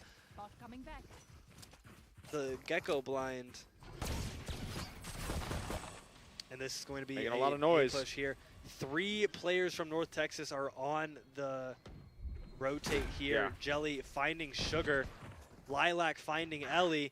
Aloe finding another pick, finding 2 with the Sheriff. Oh my goodness, the aim and she go for 3. All right, shut down by Jelly. But that is absolutely fantastic from Aloe there. Is able to find a couple of players. Yeah. One enemy remaining. Lilac finds now one. Now a 2v1, but the clock is ticking. There it is, 2-0. All right. North Texas is going to take round 5. That was beautiful from Aloe there, finding yeah. 3 picks with the Sheriff. But doing exactly what you want to do. Well, not exactly, right? Yeah, I was the like, well, best what you want to do is win the round. The exact thing you want to do is win the round. But the best you can hope for is getting guns out of the hands of North Texas. Looks like that is what we were going to be seeing. It is. And those 3 players now unable to buy into the next round. 4 players, excuse me. Sammy actually going to have to buy a weapon as well and put down to 400 credits. Oh, I'm looking at TMU again. Man, I get mixed up all the time. Say TMU is looking for a bit of an all or nothing round here as we go into round 6. All right, pretty fast push up to C. An early ult from C-Toad here. Not actually, only gonna grab Sage there. Yeah. Interesting. Yeah. Kind of wondering about that. All right. Yeah, TMU's still holding back. Gecko finding out that there is 1, maybe 2 players still available on this C side to take. Of course, they're going to start rotating because of that. Kind of not wanting to get found out too early. Ellie's pushed up into rubble here. All the way to A. Again, you'd think TMU would be having a bit more of a close game here because this is a pretty hard map to defend. 3 sites, I mean. Well, Yeah, a 3-side map is always super difficult to defend as you can never expect where the players are going to come from.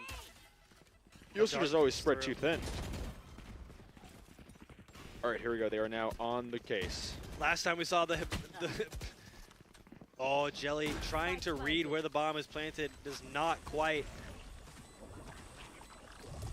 All right, we're going to have to And start now- seeing some picks coming out from TMU or this might get swung again. This is going to be a mad. Sugar with a great. Does not find the kill. Oh, C-Toad Nice. finally getting the pick. Bob getting 1 kill, getting Bad 2 getting kills. My goodness. Lilac finding a 3rd. Ellie finally getting the trade onto Bob. Lilac tapping the bomb, but not going to do anything with it. Ellie finding another right, Aloe 1-1, in a but- 1v1. Yeah. Akeo. Oh! No, you got to not succumb to the pressure there. I was going to say, it's 1v1, but you have the ball in your court. I mean, Spike was planted. It But was getting a little antsy. It was tough there from Aloe. She swung at almost the perfect time right Yeah. before that bomb gets halved. But as soon as it hits half, Akeo knows that she has the advantage Yes. as the timer ticks down, and Aloe just getting a little too aggressive. What do you think about that early ult from C-Toad? There's a thing we like to call those, and they're called Rosa ults. Okay. But the thing, it's from C-Toad. From C-Toad. Yes. Rough. I'm Yeah. not quite sure. I think a C push could have been absolutely fantastic there, especially with the breach ult, but only 1 player gets hit by it, right? Yeah. So it kind of defeats the whole purpose, and it's a very powerful ult to be wasting that early on. Yeah. Especially to not have going into this next round. Oh, Sage. Oh, I thought that nade bounced off the wall and it was hitting Sage. It was only hitting the dog, however. Of course, leave the spike down. We have seen that go awry in rounds past. And Ellie is so far up into this area. As Sage gonna find 1, taking no damage. She is blind, but not gonna get swung. Aloe, my goodness, Oh. with Sheriff shots. Ellie finding 1 on A site, and Aloe finding another 2. All right, Finally getting the pick. Ellie is going to try and take the space up in his A site. It's a 3v2 to TMU on an eco round. They're going to have to slowly rotate up to A. Again. Oh my goodness, I didn't even realize Ellie found a headshot onto an operator. That Yeah. is absolutely fantastic from her. C-Toad essentially on 1 HP. The great stun Phenomenal. there from C-Toad, finding the kill for Bad, Sugar. of course, now in a 1v2. Gonna be pretty hard for her to find her way out of here. Oh, great kill from Bob. The wingman is still down, and that is absolutely fantastic from Sugar. That was actually a big change that came through Yeah. just a little bit ago. Gecko, it was a few patches ago, but Gecko's wingman will stay alive on bomb if Gecko is dead. Yeah. But as soon as the last player of the team is dead, wingman will stop the fusing. Yes. That's what I was thinking. I was like, hey, if there's 1 player you want to have caught in that 1v2, it'd be bad because, you know, Gecko getting to have someone defuse for her in the first place. No, that was it was an but- absolutely fantastic play from Bab there, avoiding the paranoia to make sure that Wingman is the main I'd like to say also there. we saw Sage pick up a pretty good pick last round, and I mean, it's nice to see her yes. catching up from what was happening last game. Both teams are playing phenomenal so far. Yeah. They do not know that Bab is sitting in this corner. It could be huge. I think they're trying to bait her out. Yep, and now TMU is going to rotate off of A, avoiding the Gecko blind. Now does Bab go and push up? The last time Bab threw blind and then pushed up, they got picked off. Oh, Sugar actually avoiding that. Oh, Bab is almost going to get picked off here by Ali, but actually finds the ghost headshot. Nice. My goodness. An absolutely fantastic kill. As the Killjoy lockdown comes in, it'll be a mad dash from TMU to get this bomb down with as much time as possible left on the clock. Oh my goodness, what a great nade from Great grenade. Great grenade from Sugar and a great follow-up from Aloe. Thrash coming in from Waterfall. Akeo gonna find the kill. The clock is ticking. Bab, of course, moving in. It is going to be crucial to get this to half now. Nice. Already huge advantage for defense now. Oh my goodness, and the swings come through. Sugar finding one, finding two. The nade comes through. Do they know that this person's to the right? But the bomb is halved, and they're able to avoid the kill from the raised grenade. And that is a tough round Such loss a strong from TMU. near clutch from Sugar, but just not quite enough. That was super close from Sugar there, getting the couple early picks to bring her grenade back into her arsenal. But after that bomb gets halved, you can actually avoid the first grenade from the blast, and that is exactly what happened. That's what I was saying. The moment that bomb got halved, it created such a huge advantage for North Texas, just let alone the number game. All right, again. Oh, looks like North Texas again making a little bit more aggression here.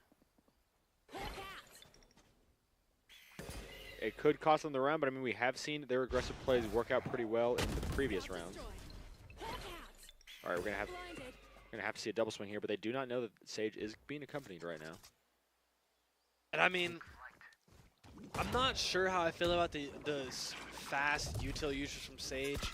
Yeah. The double blind with the dog is kind of tough, and now both Omen Smokes come through as well. That means two players from North Texas are now down for the next 20 seconds. It's going to be really tough, especially because we see TMU moving up to B site where nobody from North Texas is watching right now. They are, of course, moving in.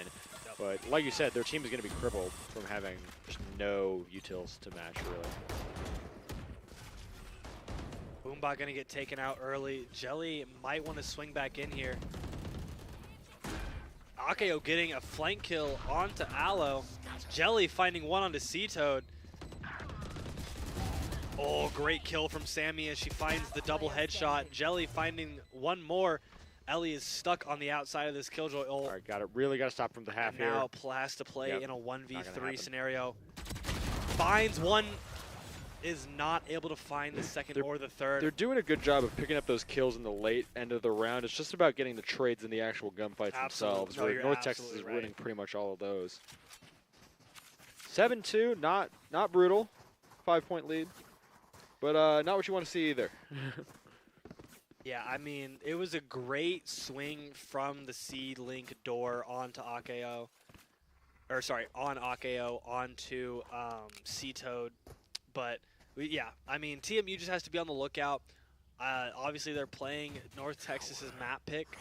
So I mean, yeah, maybe tough. North Texas was just waking up in game one. Absolutely. Plus, like you mentioned, TMU's White's team comp's going to go pretty great when they move to defense, ideally. I have the spike.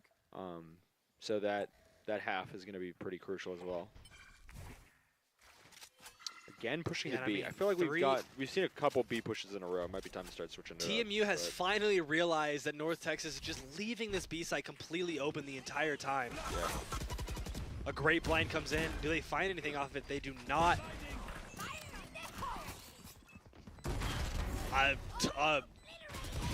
An interesting choice. Both ults come through, but Jelly finds 3 before anything else happens. All right, 4-2, not half bad, not half bad at all, especially if they are about to get this Wingman half. is defusing in a 4v2. I mean, TMU can't do anything about this. Yeah, especially not through that smoke. They would have to push right through that smoke, which North Texas had every Yeah. opportunity to just keep banging into the whole round. And I mean, that's just tough. C-Toad, that was maybe an interesting push there. Maybe both ults got popped at the same time, and she's not quite sure that North Texas pops Raze ult there, Jelly pops Raze ult. But I mean, pushing that with a stinger is, Yeah. I mean, you got to hit double headshot there to get that kill before the Raze ult comes off and you lose a second. But then Jelly finding a third after that, that's what ruins that round right there. It's going to be looking like an A push here from TMU. But I mean, North Texas has had their setup. They've just been playing 3C, 2A, and then rotating to B as needed. That is going to be Nanoswarm down, but does not find. Bob sees Sugar into sight. C-Toad swinging at the exact same time. What a great combo from C-Toad and Sugar there. C-Toad going to try and deny as much space as possible. Oh, has that ult ready to rip at a moment's notice. This is absolutely the moment for TMU to start locking down here. Sugar finding out. Again, winning those trades like we were hoping. Yep, Like Sage getting.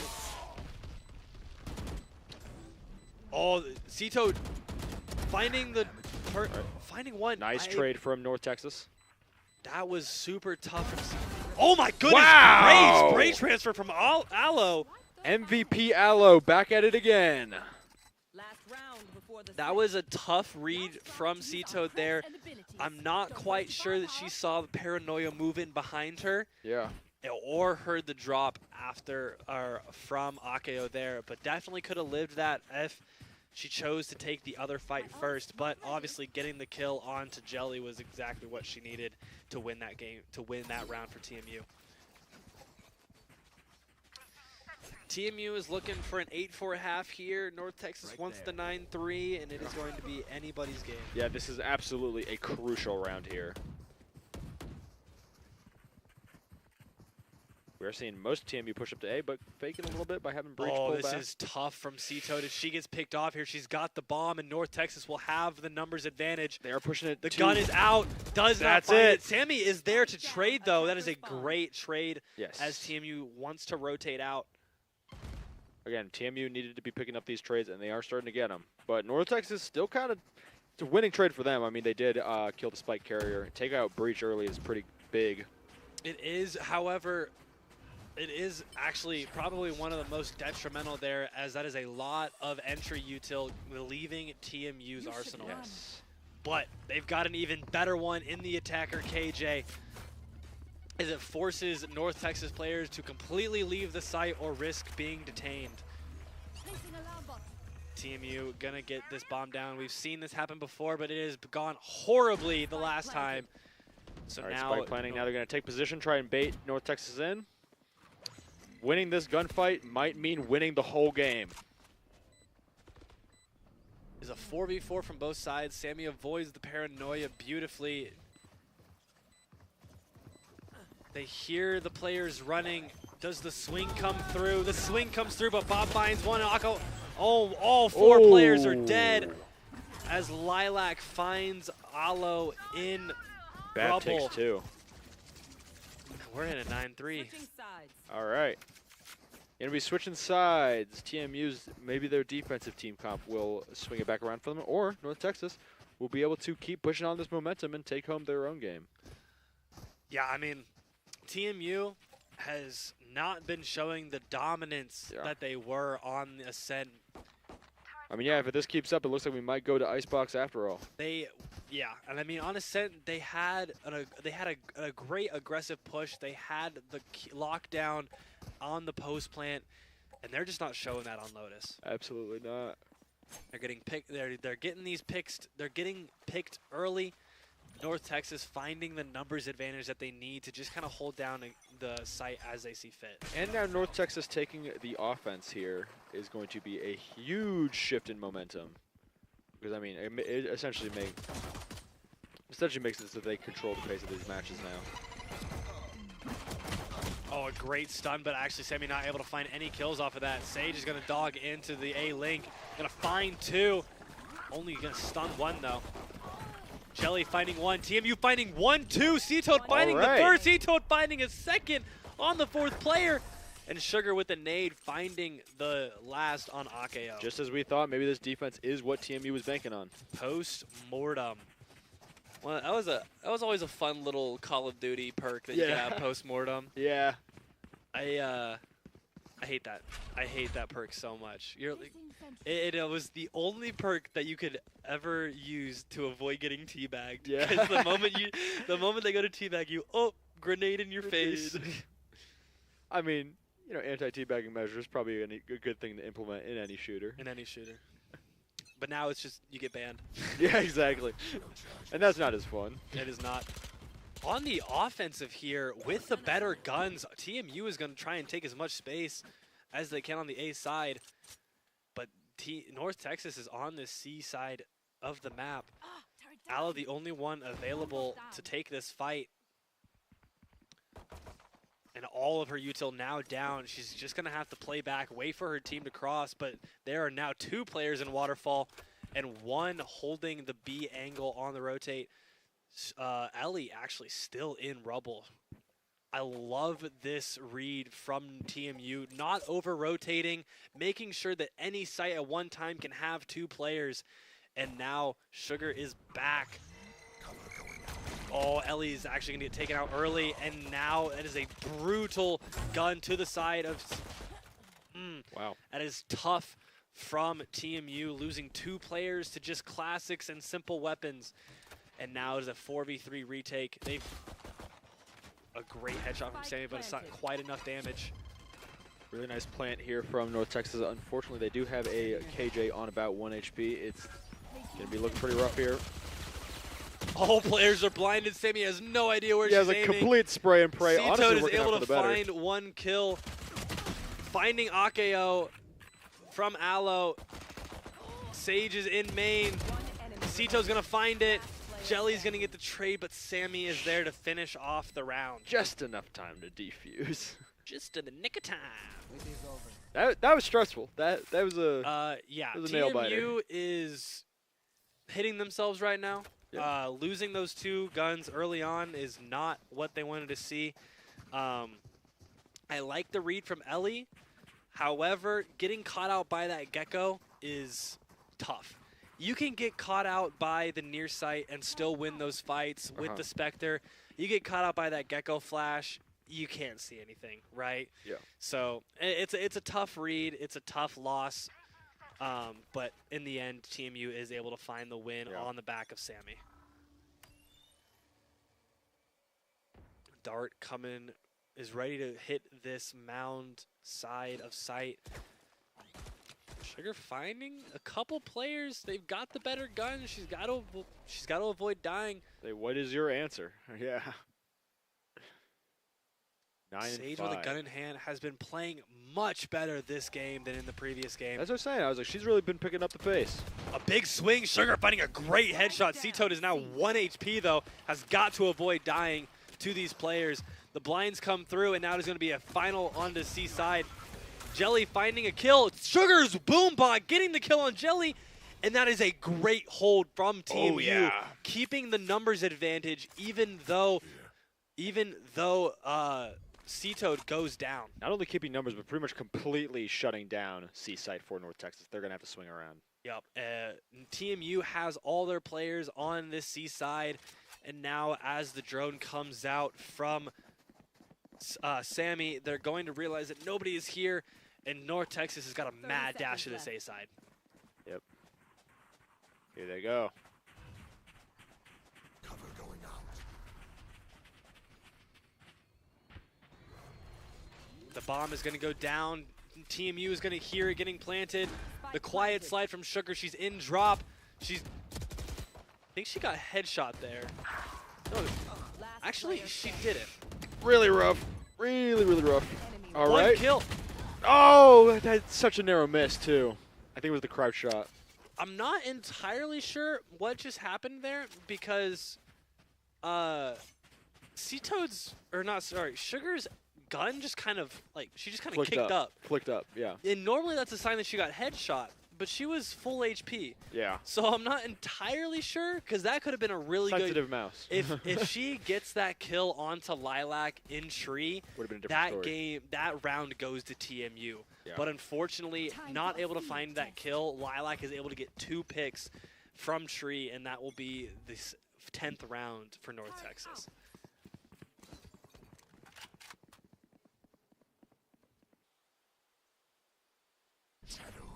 It is quiet on the side of A. It is quiet on the side of B as North Texas wants to take the C side. Both teams kind of liking to play a little bit aggressive off rip, hoping that they can find a peak. I mean, yeah. I mean, we've seen it swing positive a lot of times when you kind of just run in on their indecisiveness. Absolutely. Ellie locking it down on A. We've got Sugar and C-Toad on B, and then Ellie and Ellie and Sammy on the C side. I can't talk. Yeah. so many names. Yeah. But it's looking like it's going to be a rotate back to this A side. Ellie actually, I believe, she does not get caught out there. And the paranoia comes through. Gonna find Gecko. Gonna find Wingman. Not gonna find the kill, though, as the stun comes through just a tad second too late. That was so crucial, too. Spike planted. Clock is ticking. TMU gonna have to run in with everything they got. Jelly finds the kill. Oh my goodness, it is a wash from North Texas here. Sammy gonna find 2 actually. Now in a 1v3, both players on the main side. Thrash is gonna come through. She's gonna get paranoid. I believe Sammy avoids the detain just barely. Can she find any of these 3 players before the bomb gets taken down? Is gonna find yes. one, but Bob is going to find the wall bang. Like I said, getting these trades so late, but losing those gunfights so hard, it is looking more and more like North Texas is getting close to closing out this game. Absolutely, and now it is Sammy on the Sova that is struggling in this map too. Aloe trying to keep their team alive. C-Toad has great assists, but it's North Texas that is up 6 rounds. They're just looking to bring this back. This is still a super winnable game. 11-5, not too much of a detriment. They've won 5 rounds in a row last map. They're still 2 rounds away from losing this. They've got to win. If they go down this next round, it is going to be a 7-round stretch that they have to win without losing a single one. Yeah, I was like, that's the thing, is that 2 round, that's as much of a cushion as you need. And if you lose that, though, that you might as well, like I said, you might as well say goodbye and see what we're going to have on Icebox. Yeah, absolutely. Because, I mean, they can win 3 right now, lose 1, and then win 3 more. But if they win this next one, they've got to win 7 straight to bring this round. It's a tough sell, I like to call it. It is. Tough sell. It's like you like that deal? Nah, I don't like that deal. I do not like that deal at all. But the TMU coach is looking for a couple of things that maybe the girls can do different here as we go into round 17. Yeah, I mean, timeout's about to close out. The second map.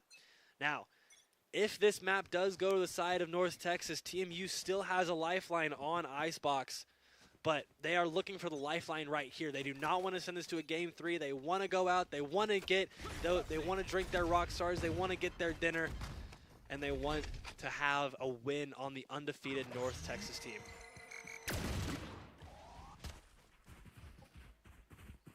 A fast 4-man push on A side is trying to catch North Texas off guard, but it is going to be a C side push and a retake from TMU. A great clear from Jelly, continues to push into the back site, finding no TMU players. Sammy not able to find any, but Ellie is going to find 2. Those early trades looking pretty good for TMU. They are just going to have to push in sooner or later, though, as the clock is ticking pretty fast. Yep, it is now a 3v3. TMU has a couple of guns in hand. Gotta check that corner. Not able to find it. Ellie is going to find her 3rd on the round. Again, that Spike, again, ticking ticking faster than ever, and you need to have it sooner or later. Not able to get it out, and Bab closes out that round. Match point. And now, like we had just mentioned, TMU needs a 7-round win streak here to bring this game back. They're on the bye, so they have the capability to bringing this back, but it is going to be tough.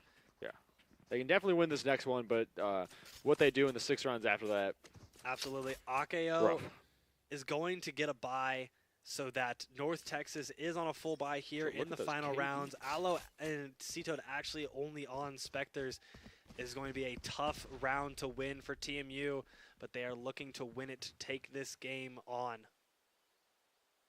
North Texas, meanwhile, making a pretty strong push to A. Sugar has a little bit of info that the North Texas players want to push this A side. But TMU is just going to sit. They're just going to wait out and get as much info as they can. Sammy finds one, but only one on this C side. And now TMU is finally going to rotate off to help on this A side of the map. C-Toad ready to swing onto onto stairs. Going to swap out with Sammy. Nade could come at the perfect time. Oh, decides to put it away as Sage gets a free entry into this link. As the attacker KJ goes down C-side, C-Toad is caught entirely off guard. That is exactly what North Texas Sammy wants to see. finds the kill onto Sage as she rotates off, is gonna find the gun, and now bomb is down on this B site, and it is going to be a 4v4 retake. Akeo finding one, Ellie finding another, Jelly finding the trade onto Ellie, Sugar finding one kill, Bob finding one, a 2v1 for Aloe, and is unable to find the kills as North Texas takes the win on map 2. Yeah. A lot of time we saw it in that last round. A lot of times throughout that game, really, we just see them like again, just turning the corner without keeping their gun trained on that little peak there. It was tough crosshair placement. They lost. And North Texas is showing why they're undefeated in this map too. Yeah. 13-5, and now as we go into map 3 Icebox, it will be TMU's game to win. Yeah. It'll be North Texas game to win as they try to keep the momentum from this Lotus match. Yeah, we got a good set so far, folks. Absolutely. We will be right back with map 3 Icebox in just a few minutes.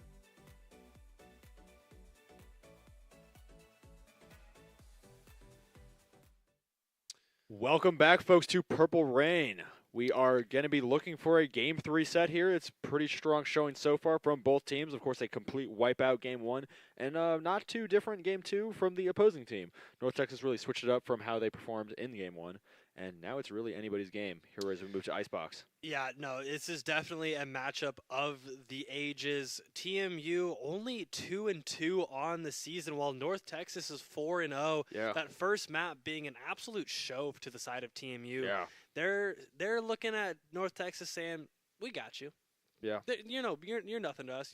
You may be Goliath, but we're David. You know. Yeah. So they're looking for an upset here, but we're gonna get right into this next match. Icebox is the map 3 for this game. I mean, yeah, you were mentioning how much of a show TMU put on Game 1, but Game 2, NT really showed why they are 4-0. And I mean, Game 3, we're going to see if the underdog wins or not. Absolutely. The TMU is opting in for the Sage. Sage can be very powerful on Icebox when the walls are placed in the correct spot. That B-side wall, you love to. It gives you a free, safe plant, more or less. And Sugar on the Viper, I love that pick. Viper, very powerful on this map. There's a lot of angles that she can cut off with just a single wall. The Harbor actually opted for Akeo rather than the Viper. Very similar, obviously, to the Viper. Yeah. I'm just a little less familiar with Harbor. Yeah, Harbor, very similar to Viper in the sense that they do not have cross-map smokes. Let me put it that way. Omen, Brim, Astra, obviously you can place smokes from practically across the map. Harbor and Viper, you kind of have to be in the correct spot at the correct time to be able to place those walls down. And if we do see a deadlock pick come through, and interesting. I'm expecting to see Bob play a lot of mid here. Yeah. That wall can be very powerful in making sure that these players are not able to push through mid or on that A side. A side has kind of a valley where players are forced to navigate through. So a wall could go very big there. But Deadlock, not yet seen in Purple Rain, at least on stream. That's what I was thinking. I was like, again, another character a little bit unfamiliar to me. I will mention, for the third time in a row, TMU is going to be starting on the offense. We saw that be really, really strong for them Game 1, not so much Game 2. Yeah, and, I mean... Even with their more defensive team comp Game 2, it did not pan out for them at all. Yeah, I mean, these TMU players are showing that they're well-versed in the characters that they play. Sugar now on the controller role, and has been a different controller player in each round that we have played so far. Not every day you get to see some folks go to Game 3. Definitely not had seen it so far throughout Purple Rain, so this is going to be an exciting set so far as it's anyone's game. North Texas, of course, currently covering more of A side, but kind of swinging back all the way. Making sure they can cover all their bases, whereas TMU, you know, is going to have their pick of the litter for where they want to push here. All right, of course, nothing too interesting going to be going on in buy phase, as we are going to get right into the round, looking like an B push right now. Nope, and like I mentioned before, that wall is down, and it is cutting off practically half of B site and all of the sight lines to where Jelly can play from safely. They did leave the spike behind. Probably going to have someone swing back for it, or potentially have the KJ come around. Whereas North Texas is, again, like you said, using that util to perfect effect to really just maneuver where TMU has left to go. And if you notice, that wall actually goes up into Nest and completely clears the entirety of B-site. A Harbor counter wall going to come in, allowing North Texas to finally push through that Viper wall. And TMU is now stuck on this site. Yeah, really strong defensive plays from North Texas. Just an overall strong defensive team comp. It is. So like you said, they can kind of just completely control where TMU has left to go. Oh, Jelly getting the kill onto Ellie. C-Toad getting one. Jelly getting the trade, however. Nice trade. We're going to have... Oh, Jelly getting a great right click. Really nice. And Lilac back from B, from the back of B, finds the headshot. Yeah. And you never want to see the spike go down that early, because that means you would especially with that deficit, you'd have to pretty much pry it out of North Texas's cold dead hands. Oh, yeah. So, yeah, that is definitely round 1 to North Texas. Again, when North Texas leads early, it starts to not turn out so well for TMU. You're going to see it again, these early Valorant rounds, a little bit predictable. We're probably going to see TMU go down another round before bringing up their Game 3, and it is from there where we will see things get very interesting, very fast. I'm loving the double duelist comp. It's a little tough on defense, but it looks like North Texas is actually opting in for maybe a second half push here. But the double duelist comp is going to be super oppressive when they do make it onto that offensive side. But they are up 1 round right now. They've got the better guns. They've got the hold down on these sites. Yeah. So yeah, you think they might try for A this time, but instead they're actually going to go through mid, which again, North Texas can control a lot of spacing right now. You said they already have that smoke up. Ooh, right down that hallway, fish in a barrel. One place you never want to be in a shooter. Oh, a great kill from Bob. Yeah. As Sammy tries to swing through, and another great one from Ellie. Bab again really showing up in the early parts of these rounds here. TMU again now down 2 to 5. Of course, Bab is on almost nearly 1 HP, but again, not looking too bad for the team so far. It is going about as you would expect. North Texas about to just really clear that gunfight. Flawless round yet again. And we see our first flawless round 2. These second rounds have actually been going a lot better towards the side of the losers than they have been to the winners. And that's the thing is, again, TMU, just like last game, picking up some pretty important picks there. Oh, but wait, no, Lilac, do it. Lilac, what's do up? it. No. What do you see? She bought off. Yo, there it is. Yeah. I love this saying. This saying I have is, they don't know about round 3 op. And I love saying that whenever I'm playing a duelist, is I will buy round 3 on defense. And I mean, explain the lore. It's very difficult to get an op round 3 unless you full save the 2 rounds prior. Yeah. So basically, Lilac did not buy anything these last 2 rounds and now has an operator in her hands. Yeah. But the toughest thing is she got pushed back from the spot that she wanted. She's going to have to get these early kills onto the TMU players, or else this op will be useless as they continue to push up to her. She's going to find the first one. Sage going to find one. All right, just, again, peek in that corner with the op. All right. And you go down. You hate to see that. And there it is, that close range fight. It's a tough one to win with an operator. Yeah. Like you said, she was just shut down from the positioning you really would have wanted with a round 3 op. Whereas TMU, again, has that spike planted already and is doing a phenomenal job at shutting down any opportunity to defuse this. But North Texas definitely holding it together. Of course, it's still a very winnable round when you look at the health bars. Only just now planting, even more so. Last player standing. C-Toad's gun doing some funny stuff on the screen, but it's just us as she gets the headshot and the round 3 win for TMU. Yeah, very nearly enough of a ability for North Texas to push there, but not taking those crucial picks. This means that TMU might have a pretty good time going into round 4. I don't know if you saw that through the wall, Uh-huh. but C-Toad's gun is like in the ground, and her arms are doing like really weird stuff as the gun just kind of sits there floating in the air. That's funny. You better run.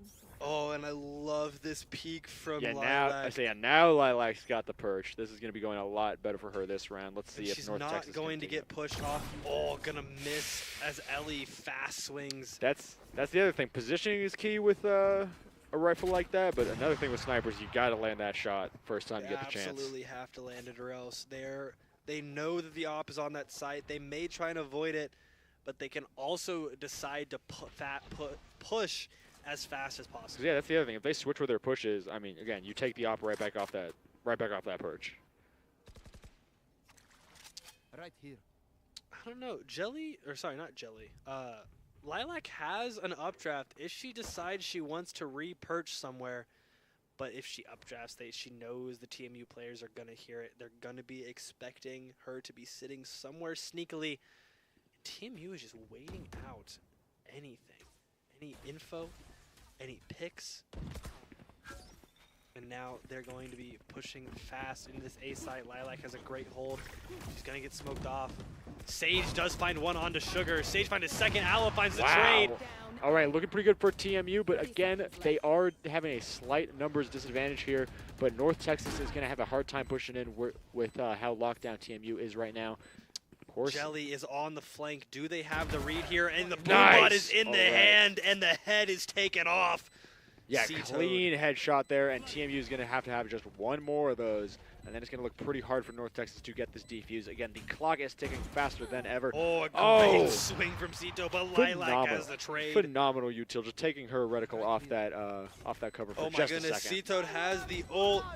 Is Akio gonna tank it? All right, she defuse is to going half. to tank it. She's going to be hoping that Lilac can get this Is nothing. One enemy remaining. Nice! All right, this is the 1v1. The stick comes through, and it is just Clutch. milliseconds away. So clutch from C-Toad there. Yep, and there goes the operator from the hands of Lilac after just 2 rounds. Yeah. Tie game. Like I said, Evan, we're going to have a pretty close match here. Oh, absolutely. This map 3, North Texas wants it, TMU wants it. Both teams are vying for the win in this. TMU wants to have their record be above 500, and North Texas wants their win record to be 5-0. Yeah. Go into round 5 here. TMU wants this B push here. They haven't had a super solid hold on this B-side push yet so far. Yeah, B-side push is definitely what we're looking at right now. North Texas, of course, catching on and going to be starting to lock that down. Spike going to be planning a lot earlier than the previous rounds, and that is going to be the clock ticking away. North Texas already losing AKO from C-Toad. Pretty nice pick there. Lilac, of course, trying to turn this corner, getting flicked pretty hard, and it is now 1-5. You hate to see it. 25s, they know where Sage is. And just all kinds of util coming at you right now. Not a lot Sage is going to be able to do here. And you're aware now. Yeah, okay. Flawless round 2 TMU. I think the most difficult thing about this game is no teams have flashes of any kind. Yeah, there's not a single in 10 agents. There is not a single flash. Yeah. So that's why. Not even half. Partial. Not even like a fake flash. Yeah. Yeah. Not a single player in this match has any sort of screen covering ability outside of like Viper Wall. I think that's why we are seeing it come down much more to those choke points, kind of maneuvering around those walls and just gunfight. And it's also why you see Akeo able to kind of lock down B-side with just a simple wall. These TMU players have no idea what's behind it and have no way to clear it out. I mean, even so, though, TMU is coming up 3-2. This is probably North Texas' opportunity to again tie the game, though, as I think they are looking a little bit better on the Econ right now. Recon both destroyed, of course. They're going to have a hard time pushing into B here. Probably going to have to retreat around to A, unless they really want to dive in ASAP. All it takes is one pick from this yellow box, and there it is! In. And now Akeo has to leave as fast as possible to avoid dying. Lilac finds Aloe in mid, however, so it is now still a 4v4.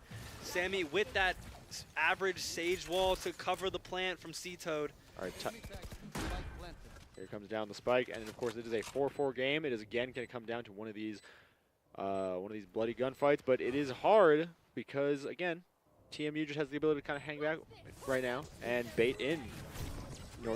Big ult from Deadlock finds C-Toad, but C-Toad going to get out of there alive. No damage taken, no damage dealt. Sage finding one. All right, they get more than Ali half. with the pistol actually gets one. Akeo finds the trade. Sage finds one more. C-Toad is up, finds.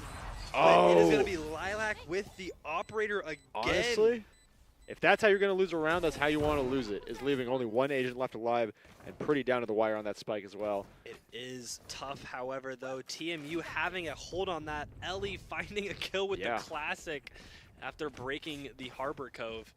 Yeah, and in last game, and especially in this one now, we are seeing how crucial it is to get that spike to half. Because once you do, it is going to put way more pressure on the offensive team to come in and smoke you out.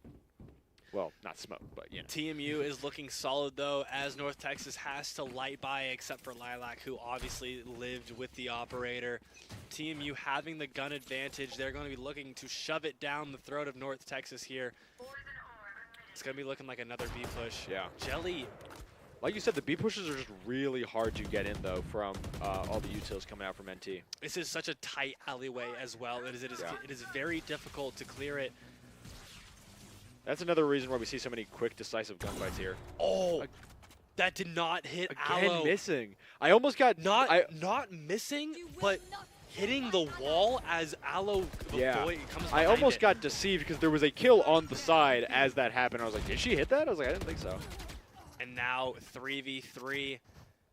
What does TMU want to do with their numbers here? I think just like last time, they're going to kind of have to cut their losses and plant and B here. Yeah, with that Sage wall down, they're going to have to plant in the open. No safety. Viper down as well. No smokes, no nothing. Harbor ult comes through, but not picking up anybody. As it slowly moves towards the corner, it's going to finally find C-Toad. Oh, that's unfortunate because I think they were definitely trying to bluff that they were not here whatsoever. Absolutely. If that ult didn't pick up anyone, North Texas might Lilac have is in said that they were back in A. corner. Ellie sees it, but is trying to avoid dying to it. Got to plant the spike now or never. Ellie now stuck in this corner with Lilac staring her down with an operator. All right, pretty nice trade, and it is now 2v1. NT going to be moving in. Ellie trying to get a high ground. Oh, and almost a great spray transfer from Ellie, but Sage able to find the last kill. Great headbang, but just not able to take that double swing. That is a tough round from TMU once again. Tough round, but I mean, we're seeing it go back and forth. This is only 4-3. It is only 4-3. C-Toad 12-5 right now. Is absolutely dominating this lobby. Complete MVP throughout this entire set, really. C-Toad doing very well this entire match. And like we said last game, Sage doing a lot for her team now as well. Absolutely. Doing much better than the, I believe, 1-13 of along those lines. yeah, something along that. I believe she died every single round. Yeah. But yeah, showing that was just not her. You know, she's locked in. Like I said, you gotta wake up. You know, everyone needs their warm up round. Oh, just barely missing the body of Ellie. Again, you gotta connect those. Lilac confident in her abilities, but not quite showing why. Oh, Sage with a great pick. Sage with 2 great picks. Wow, Gets the again, trade. Sage really pulling it all together. That is going to make it really tough for TMU to take this A side. But they can't switch. They can't rotate either. That's the other thing with how big and Jelly on the flank finds one. Sugar getting the trade though. Again, you are forced to go in there now, and it is like a lion's den. Okay, they're going to go for the rotate. I mean, that's the thing, though, is I think it's not going to take too long for NT to catch on and move to B side as well.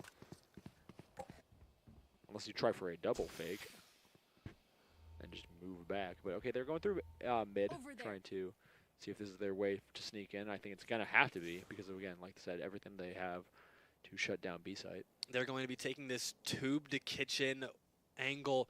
They have to be wary of that window, but two players in North Texas are on this A side. Only one of them is anywhere close to the B site, and now both of TMU players are just going to have to slow walk up. NT surprisingly really not catching on, and Sugar Sheet, you do got to keep in mind, is on pretty low health here. Here comes the plant, though. They can plant up top. They're not. I thought they were gonna plant from the safety of cover. Aloe. So what was the purpose of that bang there? Because I mean, I feel like you just sounded off a little early. She shot before they planted. Just unlucky timing, I guess. Bob finding the kill through the smoke, though. Fab doing a great job, as always. Oh, my goodness. And Nice Akio with a shutdown. great spray through the Viper ult, finding. Oh, my goodness. And now North Texas is up 2 for the first time in this map. Yeah, usually, again, they've been trading rounds, but it looks like North Texas might just be able to pull ahead, or this is TMU's opportunity to catch up. Oh, I was explaining earlier. With how large and frankly kind of tight but winding this map is, where it's like, again, there's those really thin corners, it just takes so much out of you to try and rotate late game like they just did. I was surprised that NT didn't catch on sooner. Yeah, I'm liking that Lilac is transferring over here. An operator on A is good if you have the right angle, but as soon as they know that operator is there and that it exists, they're going to try and avoid that A site. Because then they're just going to rotate, and again, once they do, you have to follow, and that means you're off your perch. So, what real use is a sniper? Harbor going to cascade mid, try and avoid any. They know he's there now. Jelly finding Ellie. All right, Jelly taking 2 picks, nice. Oh, in mid, okay. Yeah. Like I said, it's all about these deep, really, really decisive gunfighting. Jelly taking another pick. Sammy finding Sage. Sage was already at 1 HP. I mean, yeah. Jelly is in this kitchen corridor. They don't see it. Jelly with the 4K. Jelly with the nice ace. Completely dominant round for Jelly. And bringing her team to 6-3. That's definitely going to get you a pat on the back. Here comes that timeout, yeah. And I'm actually surprised to see that North Texas has this dominant of a flank onto TMU every single round, especially with the double sentinel. Yeah. It's interesting. KJ has the ability to basically say, I see you at all times. It's like the monkey from Toy Story. I know where you are at all times. And with the Sage is more there for the lockdown capability, as we've been seeing on the walls on the B side, right? Those walls are super detrimental for getting the plant down safely, especially with B, where you can basically get killed from any area, top, down, left, right, front, back. That's the thing, really, is that NT has such a strong defensive play here because they have the lockdown with those walls on B side, and they like, a lot of times they're just having the operator perched up in A. So really, it's kind of a pick your poison. It is, and they've been having a super confident lockdown defense this entire time, even playing up on the B side, risking dying because they know that their retake is just that strong. It almost makes you wonder what's going to happen when we do make it to halftime. It is, because we are now 6-3 to the side of North Texas, just 3 rounds away from half, where we will then switch up to TMU double sentinel on Icebox. And of course, obviously, TMU would hope to tie it up for their get it to 6-6, but that, like I said, it's going to be tough. If TMU can get it 6-6 here, it could be a tough game for North Texas to win, especially with the double sentinel on the side of TMU having such lockdown. That's the thing, though. I don't really see that sort of tie happening yet. I do think that NT is going to take at least 1 round before we switch back over. TMU, though, definitely still has what it takes to catch up. We are seeing them move to an A push this time, as North Texas, again, seems mostly off that site. Yeah, and I mean... Who's ulting? C-Toad did find. Sorry, I wanted. I can't see if C-Toad is actually hitting the shots on the map, but C-Toad does find their harbor, and that is now their cover player down. Sage and Jelly gonna find one with the ults. That is 2 ults down from North Texas, none left, and TMU. Aloe now gonna pop KJ ult. Is she just gonna let it? She's just gonna let it rip. She's not gonna get it destroyed though. With Sugar's backside with 2 kills. C-Toad also sitting on the opposite side of the map. There it is. Lilac gets the kill. Good timeout, I guess. I thought Aloe was not going to contest the push onto the ult at all. Honestly, yeah, I really wouldn't have. I mean, it's 2v1. You got it in your court. You can kind of just waste it. Unless they have the spike, it's everything in your game. But it was actually I don't know if it was a read or just really good timing, but Aloe peaks the moment that Jelly looks away to shoot the lockdown rather than shoot at Aloe. So that goes amazingly, and then Sugar finds 2 more in the back of sight on rafters. Yeah. And then obviously, even if anything were to go wrong, C-Toad is there coming in from mid.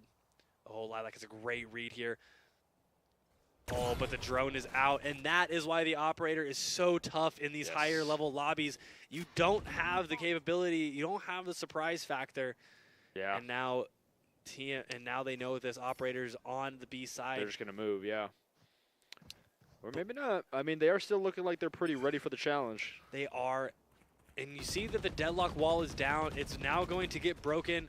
The wall is going to go up. Jelly finding an early pick onto Aloe. Jelly is absolutely dominating these early picks. Sammy gets the kill onto Bob. Right. Plus, Sugar got a pretty good sight on them, but it was now, she was in the middle as the wall goes swapping down, out. The plant's going to go down as well, and now North Texas is forced into a 4v4 retake. 4v4 retake definitely not too tough, as we have seen NT take far worse. But we just got to keep in mind that this is a pretty crucial round, as TMU is pretty close to tying here. Ellie wow! finding a trade. Yeah, another strong trade from NT. Again, having that. Oh, a great double kill. Oh! No way. I'm speechless. Oh my god. What a perfect spray, but just not. No, Akio, Akio could not have played that better. Yeah. Plays to the cove during the gunfight. So both players are forced to reload. And then actually not playing on the bomb, but rather off to the side. Ladies and gentlemen and everyone in between, I really wish you could have seen the camera on us right now. We were in shambles after that play. Oh my goodness. And that just ruined TMU's chances That to did. bring this back to that a has 6-6 completely game. soiled your game.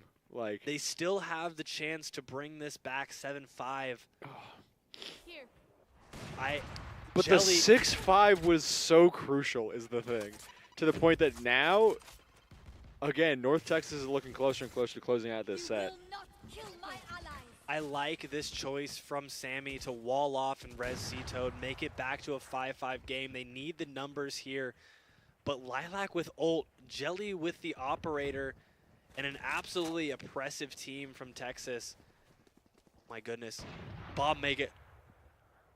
Ellie and Bob just traded places. Ellie's playing defense now as Bob is on the flank, finding one. Oh, but Bob only had a pistol. Only had the classic to fight. And now this B site is clear. Ellie, all she has to do is take space. Yeah, I mean, this is looking pretty good for 30 TMU. seconds left. Like you said, 7-5. 7-5 is going to be a nice The number wall is to go up. through for the half. Sammy no longer has Sage Wall in hand, but it doesn't matter as, oh my, okay, Ellie not quite paying attention to what is going on in this back site. It is now all three of North Texas players are now into site. Jelly, a great kill onto Aloe in mid. I don't know why Jelly hasn't been using the operator to begin with. What a nail biter, Oh, folks. but Sammy misses the kill. Again, a pretty similar Bomb scenario is to last half. game, Jelly and finds one and again two from the shut other. down by North Texas. Oh my. Wow! What a nail biter, but what a again a perfect defensive play there. I don't think Evan can take this anymore. I think we're gonna have to go to break. I don't. They gave up all of the space that they had. Not a single person was playing on site. All three of them were playing back. Harbor's still up. That's the one thing we've been seeing in this entire Purple Rain series. While the defensive team's still having smokes in their arsenal, all of the attacking players back off of site. And it just North Texas just has just the better works. kills. And I mean, It just works. Lilac having about 3 kills on the operator this game. Jelly getting 3 just that round with the operator. I'm not quite sure why Jelly wasn't using it the entire time. But now TMU has to have lockdown defense. There are not the words to say how close TMU gets to every round, but how strong North Texas shuts them down. I am hoping and praying that TMU continues this aggressive hand-holding play style. Always almost working. And if you ram it enough times, eventually it will actually work. Sugar, And that's my motto in finding life. one player on B side. It's looking like it's going to be a B push. All of TMU is here to help out. The wall goes down. That's tough. That's rough. All right, but North Texas is in here now, pretty much ready to plant the spike. Oh, a great. Wow. Okay. Jelly finding 2. Aloe finding the trade. C-Toad sees the player. Oh, and there it is. Oh. Okay, that was a little rough, but I mean, you got the job done. Okay. Had to stuck the recon dart and just had to let her teammates die to bring it back. Oh my God, Jelly is 20-9. Maybe the defense is what they needed. Maybe the defense is what TMU needed to catch up. Finally taking that 5th round of theirs.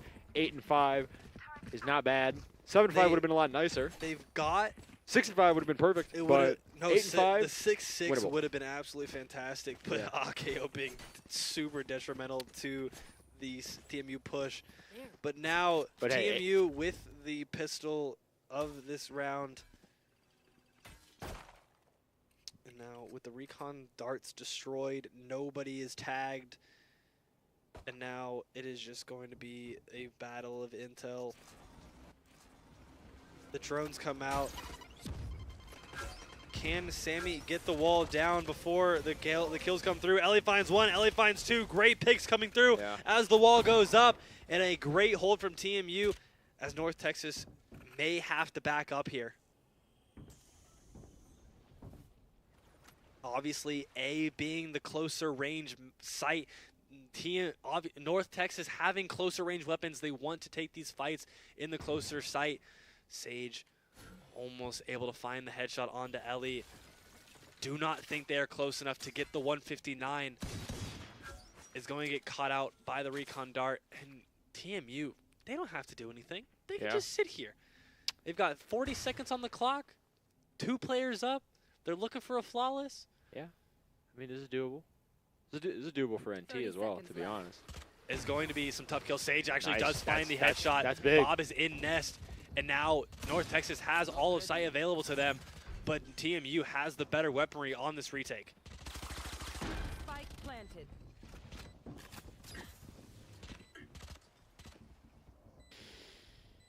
I'm loving the glitches in this game. Yeah.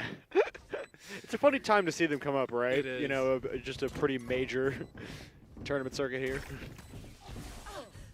Oh, that's big. That's big. TMU still have it pretty much on lockdown. A great push from Sammy. Nice. Finds one, is going to find the second, just has to find the third. Doesn't know where they are. Got inside. It has to reload, and Aloe is right behind to assist in the kill. Really strong team synergy there. Allowing TMU to go now 8-6 again. They're pulling it back. They're getting those wins that they needed a few rounds ago. Of course, that means North Texas is going to have an opportunity to swing it back again. They want, if they can get this win here, TMU may be able to take the lead for the second time. Yeah, this game. well, TMU needs it tied, at least, if they want to Well, see about taking this the game thing early. is, if they can win this round, it is a for sure tie, as Yes. North Texas gets forced into a full save Yeah. on a TMU bye, and then Yeah. the next round it could go any way. Yeah.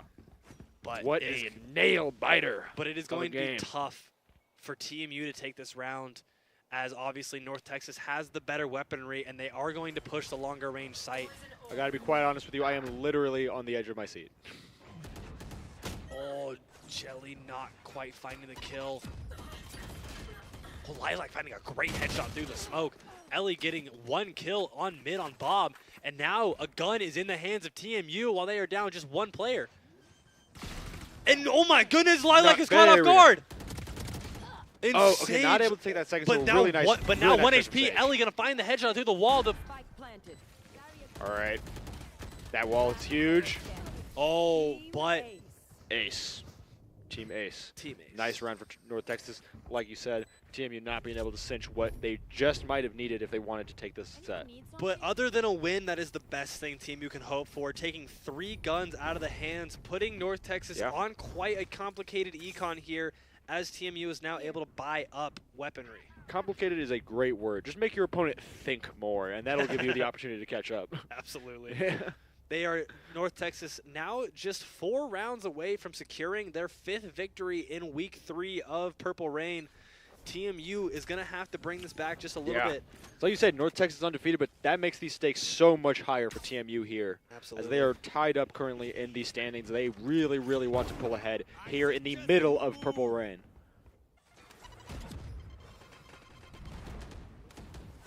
It's going to be a B push from the side of North Texas, and after full walking, Sage is able to find Sugar. Bomb is down. Util is being used, and with the timer ticking, TMU has to find something here. Jelly on top of Yellow is able to find the kill onto Seatoad. Does she look up? Does she look up? Jelly finding another. Yeah. I do not think the call out has come in, and she is on the box, and Oh, it's not. nice. Can somebody find her on From top? up above. And oh my goodness. A flawless round from North Texas. What a better statement than that, Evan. I don't think anybody knew that she was on top of the box. Nope. I think the kills just came Not through. even till the very last agent. I don't think the call out came through. I believe what was being said was yellow, yellow, yellow, because that's what that call out is, but nobody was saying on top of it. Yeah. As Jelly gets a 4K showing that they can now with a 2.5 KD. They were on a rougher, a bit of a more rough econ there and still took that flawless round. It is looking like a North Texas game to win. Now what's tough here is that TMU, goodness, that almost could have been terrible. The vulnerable shock dart actually does do 150 HP if it hits, and North Texas is barely avoiding that damage. To Ellie finding 1. Can she find a second? She's not going to, and she gets caught out. Lilac finding 1. Jelly finding 1 with the ult. North Texas now planting in A side. A side. Aloe is going to get taken out by Lilac. Really strong headbang there. Can she get the next? Great shock dart from Standing. Sugar. Does find one. Only Jelly's going to swing off of the, and there it is. Yeah. The toughest part about the econ that TMU is on right now is if they lose this round, they are on a match full, point. they are on a full save going into match point. They need to win this round. This is why they're getting this timeout called here. They are down 11-6. 11-6. 11-6. They're just 2 rounds away from North Texas pulling out the miracle victory. Again, I have never seen a team get so blasted. Right? It just so completely blasted and demolished game 1. And then so strongly pull it together for the next. Yeah, and I mean, we both called the North rounds. Texas win here early on, and we thought maybe map 1 cash. We were like, well, maybe TMU's turning it around. You know. TMU obviously picking Ascent, feeling very comfortable on Ascent, but just TMU figuring out the play style, completely tearing apart. I mean, TMU's still been playing pretty great. They are keeping absolutely in pace with one of the only undefeated teams here at Purple Rain. But like we said, NT absolutely showing why they are undefeated so far. Yeah, I'm thinking in between game 1 and game 2, somebody emailed North Texas TMU's playbook. Yeah. Because I mean the reads have just been coming through. I think maybe they just, like I said, maybe they just woke up after game 1. They were taking a little nap, and now they woke up. But yeah, just 2 rounds away. TMU still winnable to lock it in, but it's very similar to last game where, like you said, 2 rounds away. If they lose this next one, it's going to look like an NT win for sure. It is, absolutely. They need this round right now. They have to have the lockdown defense, but North Texas once again just going to go B. They've been feeling comfortable. There hasn't been a super oppressive hold from TMU. North Texas, like we saw before, kind of holding up more on that yellow side, but TMU just going to kind of let them have it. Sugar finding a couple hits. Not going to find the kill, though. Jelly finding one onto Sugar through the smoke. That's a great kill that comes through. All right, but you have to be careful, or NT will already run away with this round as they are 5-4. TMU being very careful about how they're going to try and approach this push again on top of Jelly yellow. finding one, does not get taken out. Still isn't taken out on 1 HP. What is up with this yellow? Oh. Setting up that wall, but shut down with a flawless round yet again from NT. That is match point, folks. Match point. And even with a buy up here, TMU is on Guardians and Sheriffs. It is pinch and pennies. And I mean, they're gonna have to force up here. Bulldogs, Guardians, Spectres. I mean, just look at the loadouts. It is, and I mean, even if, and this is where you get put in Light shields and econ galore. hell, because even if you win this, you're going to lose players. Light shields galore. You are going to get headbanged and just die. And now TMU just has to find a lucky few picks here to get. All right, starting off to the races. It's actually going to win the ult as Ellie pushes out and gets the kill. Okay, looking up for TMU. Like I said, it's going to be a fast round, folks. Oh, C-Toad finding it one more. Okay. Maybe they should just play on econs from here on out because C-Toad finds 2. Again, this is winnable for TMU despite the look at overwhelming offense NT has. Get your gun out. Oh my goodness! What is North Texas? All does right, not. It was AKO against the World, and the World wins. It is looking like a flawless round from TMU. They are going to shut down the spike with no trouble at all. NT said, "You know what? We're not leaving it up to chance. We're going straight for the gunfight," and they lost the gunfight. How are we losing a flawless on an econ round? That's rough. Like I said, maybe TMU plays it out. Maybe this is winnable. Because but staying on match point for the next 5 rounds is gonna be tough. Because because what I was saying was They need even if they win the round, they're gonna lose players and they're gonna be forced to buy up Yeah. every single round and have lighter weapons. Let me tell you, But folks at instead home. they go flawless and just take the guns back. Let me tell you, folks at home. Again, I wish you could see us right now because I have never seen my co-caster more in shambles than I am seeing right I now. don't know what's And he is sobbing, crying. I think we're gonna need to go to group therapy the after only this. thing I'm confused about is that it's like I still It's feel weird. like it's the winning team. I by the still way. feel like Yeah. North Texas is going to win this, but I don't know anymore. Yeah, I was like, it's the winning team. It's always when a winning team fumbles that you're really like, what's happening? Okay. North Texas is one round away from winning this, Like, and they lost the econ. It's hard to watch a losing team almost cinch it and just barely lose out. It's even worse to see a winning team fumble something, and then you're like, well, what's going to happen now? Yeah, because Planting already. Because now you're questioning: is TMU gonna lose the gun round now, or are they? A defender killjoy comes through. Spike planted pretty early. It is looking like Jelly TMU does is find down. one kill onto Aloe. The players are forced out. The Sova doesn't actually find Jelly, gets detained, but she is the only one. And she has to push this and push it hard because, again, Oh, they just... great res from TMU. That is perfect. That is exactly what you need going into this Oh, next but round. 3 players go down. I don't know, but they can tie it up. Nope, never mind. It's 4v1. All right, Oh, that's and it. there it is. There's Oh North my- Texas. Oh my goodness, my heart was racing. I thought North Texas, after losing that econ, you know what? Maybe TMU should have just left the guns. Maybe they should have just bought Bulldogs, bought Guardians. Okay, leave it up to chance. You know, don't leave it up to chance. You know. Oh, All right, I think oh my goodness. Purple Rain, folks. You can only see this kind of electric energy in Valorant, a game as Yeah, fast-paced as this. Absolutely. And it's really nice to see the really high level of players we have coming out to this tournament series. Yeah. Wow. Congratulations to North Texas on their 5th victory. Remaining undefeated. Remaining Despite undefeated. it all. TMU now dropping to 2-3 on the Yeah. season, going into round 6 now, tomorrow. It's going to be really rough for them. They're going to want to tie it up as soon as possible. Once again, wow. Again, completely dominant showing from TMU, game 1. Yep, absolutely. I mean, 13-1. Pretty solid 13. showing. Pretty solid showing game 2. I as mean, well. it's just tough. You know, you win Yeah. 13-1, and maybe it's the confidence, right? That's Maybe what they I got think a it little was. overzealous.